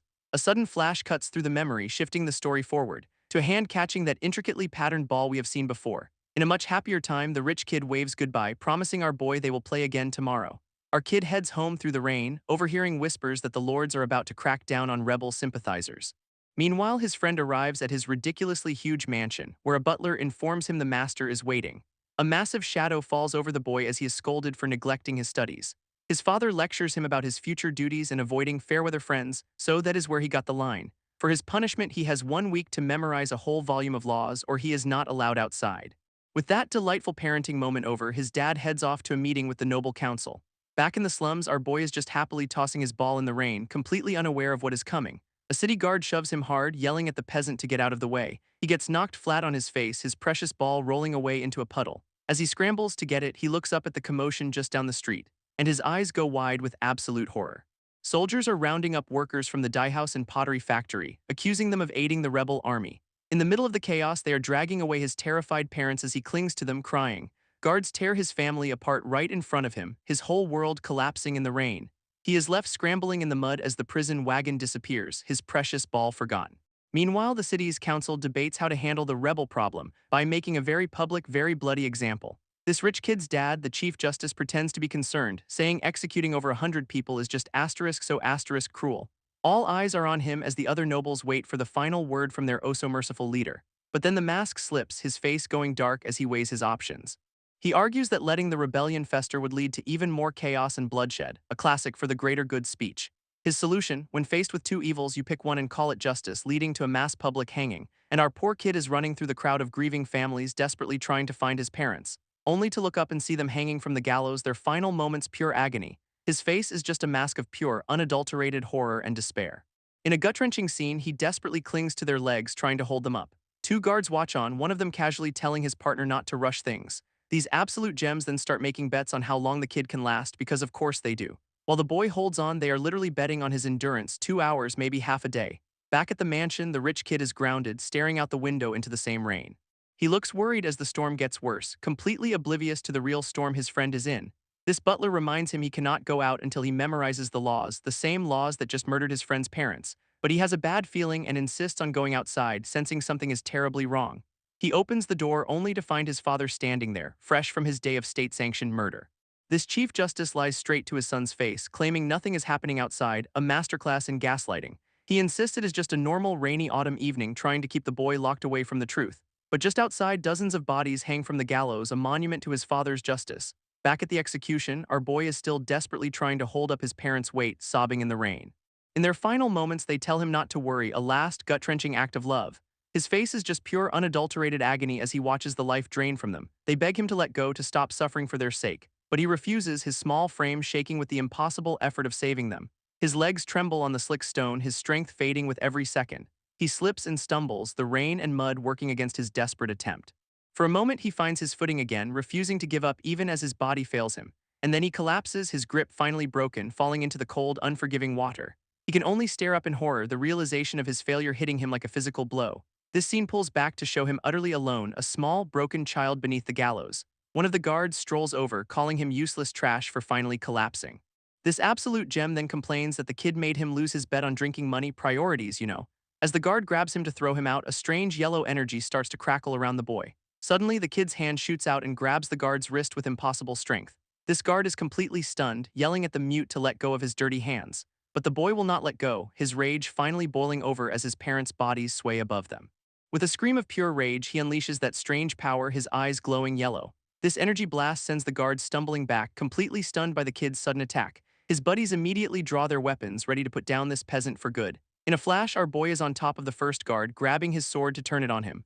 Another guard leaps in with a massive halberd, swinging down with full force. And the kid takes a brutal hit right to the jaw, spitting out a spray of blood. He is sent flying backwards through the air, completely disarmed and vulnerable. Landing hard in the freezing water, he can only look up at his parents' bodies still hanging above. Despite the beating, his face is a mask of cold, terrifying resolve. And now the archers are taking aim because overkill is the city's official policy. He clenches his eyes shut, bracing for the inevitable volley of arrows. But then he makes a break for it, scrambling up a stone wall as arrows rain down. One of the arrows finds its mark, piercing him straight through the back. Even with an arrow in him, he keeps climbing, leaving the guards watching from the street. This commander yells for them to split up and hunt the little beast through the alleys. He disappears into the sprawling, rain-soaked slums of White Road City. Finding a moment's cover, he collapses against a wall, trying to deal with his wound. Just then, he sees a starving, skeletal man shuffling past, a grim vision of the city's cruelty. This man collapses in the rain, literally begging for someone to put him out of his misery. And in that moment, something inside our boy breaks completely, his tears mixing with a newfound coldness. A monstrous voice whispers in his ear, twisting his friend's words about helping the weak into a justification for slaughter. He asks what it is, and the shadow calls itself his partner, his destiny, and a part of him. As he chokes the starving man, his inner demon asks why he'd ever say no to it. His eyes glow with a terrifying new light, the humanity draining away with every second. But the entity insists it cannot control him, claiming his actions are his own free will, a classic gaslighting demon. This voice taunts him about his parents' weakness, insisting he was born to dominate, not be dominated. With a single tear, he questions what he was born for, and the voice calls him a rainstorm meant to destroy everything. It keeps pushing, asking why he is hesitating when he could be unstoppable and destructive. His face twists into a terrifying grin, his eyes glowing red as he fully embraces the darkness inside. Meanwhile, the guards are still searching the alleys, completely unaware of what they are about to walk into. One of them finds the starving man's body, looking more confused than concerned. He raises his sword, maybe to finish the job, but something stops him cold. This guard looks up, his face a mask of pure shock at what he is seeing just off-panel. Down the alley, he sees a street littered with the bodies of his fellow guards. And in the shadows, our boy is standing there, looking less like a child and more like a nightmare. This camera pulls back to reveal the full-on massacre he has just committed in the rain. He looks down at his work, blood-splattered and cold, a strange mark now visible on his neck. Then he lets out a primal scream, unleashing all that dark energy in a wave of pure agony and rage. This story cuts to a different part of the city, where a guarded cart moves through the miserable crowds. Starving citizens beg the guards for milk, but are told it is not for them, just another day in this five-star resort town. A younger guard suggests sparing some milk, but his partner says it is for Lady Talia's bath and they will die if a drop is missing. This is all for Lady Talia, a noble council member who literally feeds on the city's fear to maintain her power. This older guard lectures him about their duty, calling themselves shepherds who manage the commoner sheep with whips. He explains that fear is the ultimate tool for control, making the terrified populace docile and obedient. And just then our boy strikes the younger guard mid-lecture, a perfect, bloody counterpoint to his speech. This entire milk cart explodes into splinters, sending barrels flying and knocking the older guard flat on his back. Stunned, the guard looks up from the ground as the commoners stare in absolute shock at the sudden violence. With the younger guard bleeding out, our boy picks up a broken shard of pottery from the mud. He then drinks the spilled milk mixed with blood and rainwater, looking completely feral. His former mentor calls him an audacious commoner with a death wish, which is not a great threat to make right now. In response, our boy brings a massive, bloody pickaxe down on the terrified guard. This guard immediately starts begging for his life, pulling out the classic "I was just following orders" defense. But our boy's inner monologue rages about the injustice of it all, questioning why nobles get to live while others starve. His eyes glowing with dark energy, he stands over the guard, ready to make them pay the price. This single act of defiance against the nobles' soldiers ignites the long-repressed spirits of the people, sparking an uprising. Elsewhere, the city is in chaos as a man tries to direct guards, all while a noblewoman watches from under an umbrella. Lady Talia gets a report that a beast is causing a small-scale riot in the outer city, a slight understatement. Her attendant begs for help, but she sighs that it is a pain because she just got her nails done this morning. And we see the full-blown uprising in action, with commoners fighting guards in a desperate battle for their lives. This guards greet her on the front lines, pointing out the rebels who are now facing a true monster. Lady Talia, ever the compassionate leader, gives the order to execute everyone without mercy. But the people are done being sheep, their eyes glowing with a rage that matches our boys'. A burning spider on a web symbolizes their new philosophy: if we burn, you burn with us. And just like that, the entire city is engulfed in flames, the rebellion spreading like wildfire. This chaos has even reached the fancy part of town, with bodies littering a noble's estate. Inside, the Chief Justice shoves his son into a room, telling him to hide while he plays hero with a sword. He then promptly locks the kid in because nothing says "I trust you" like a deadbolt. His son is desperately pounding on the door, begging to be let out to help his father. Realizing that is not happening, he turns to the window, a new plan forming in his mind.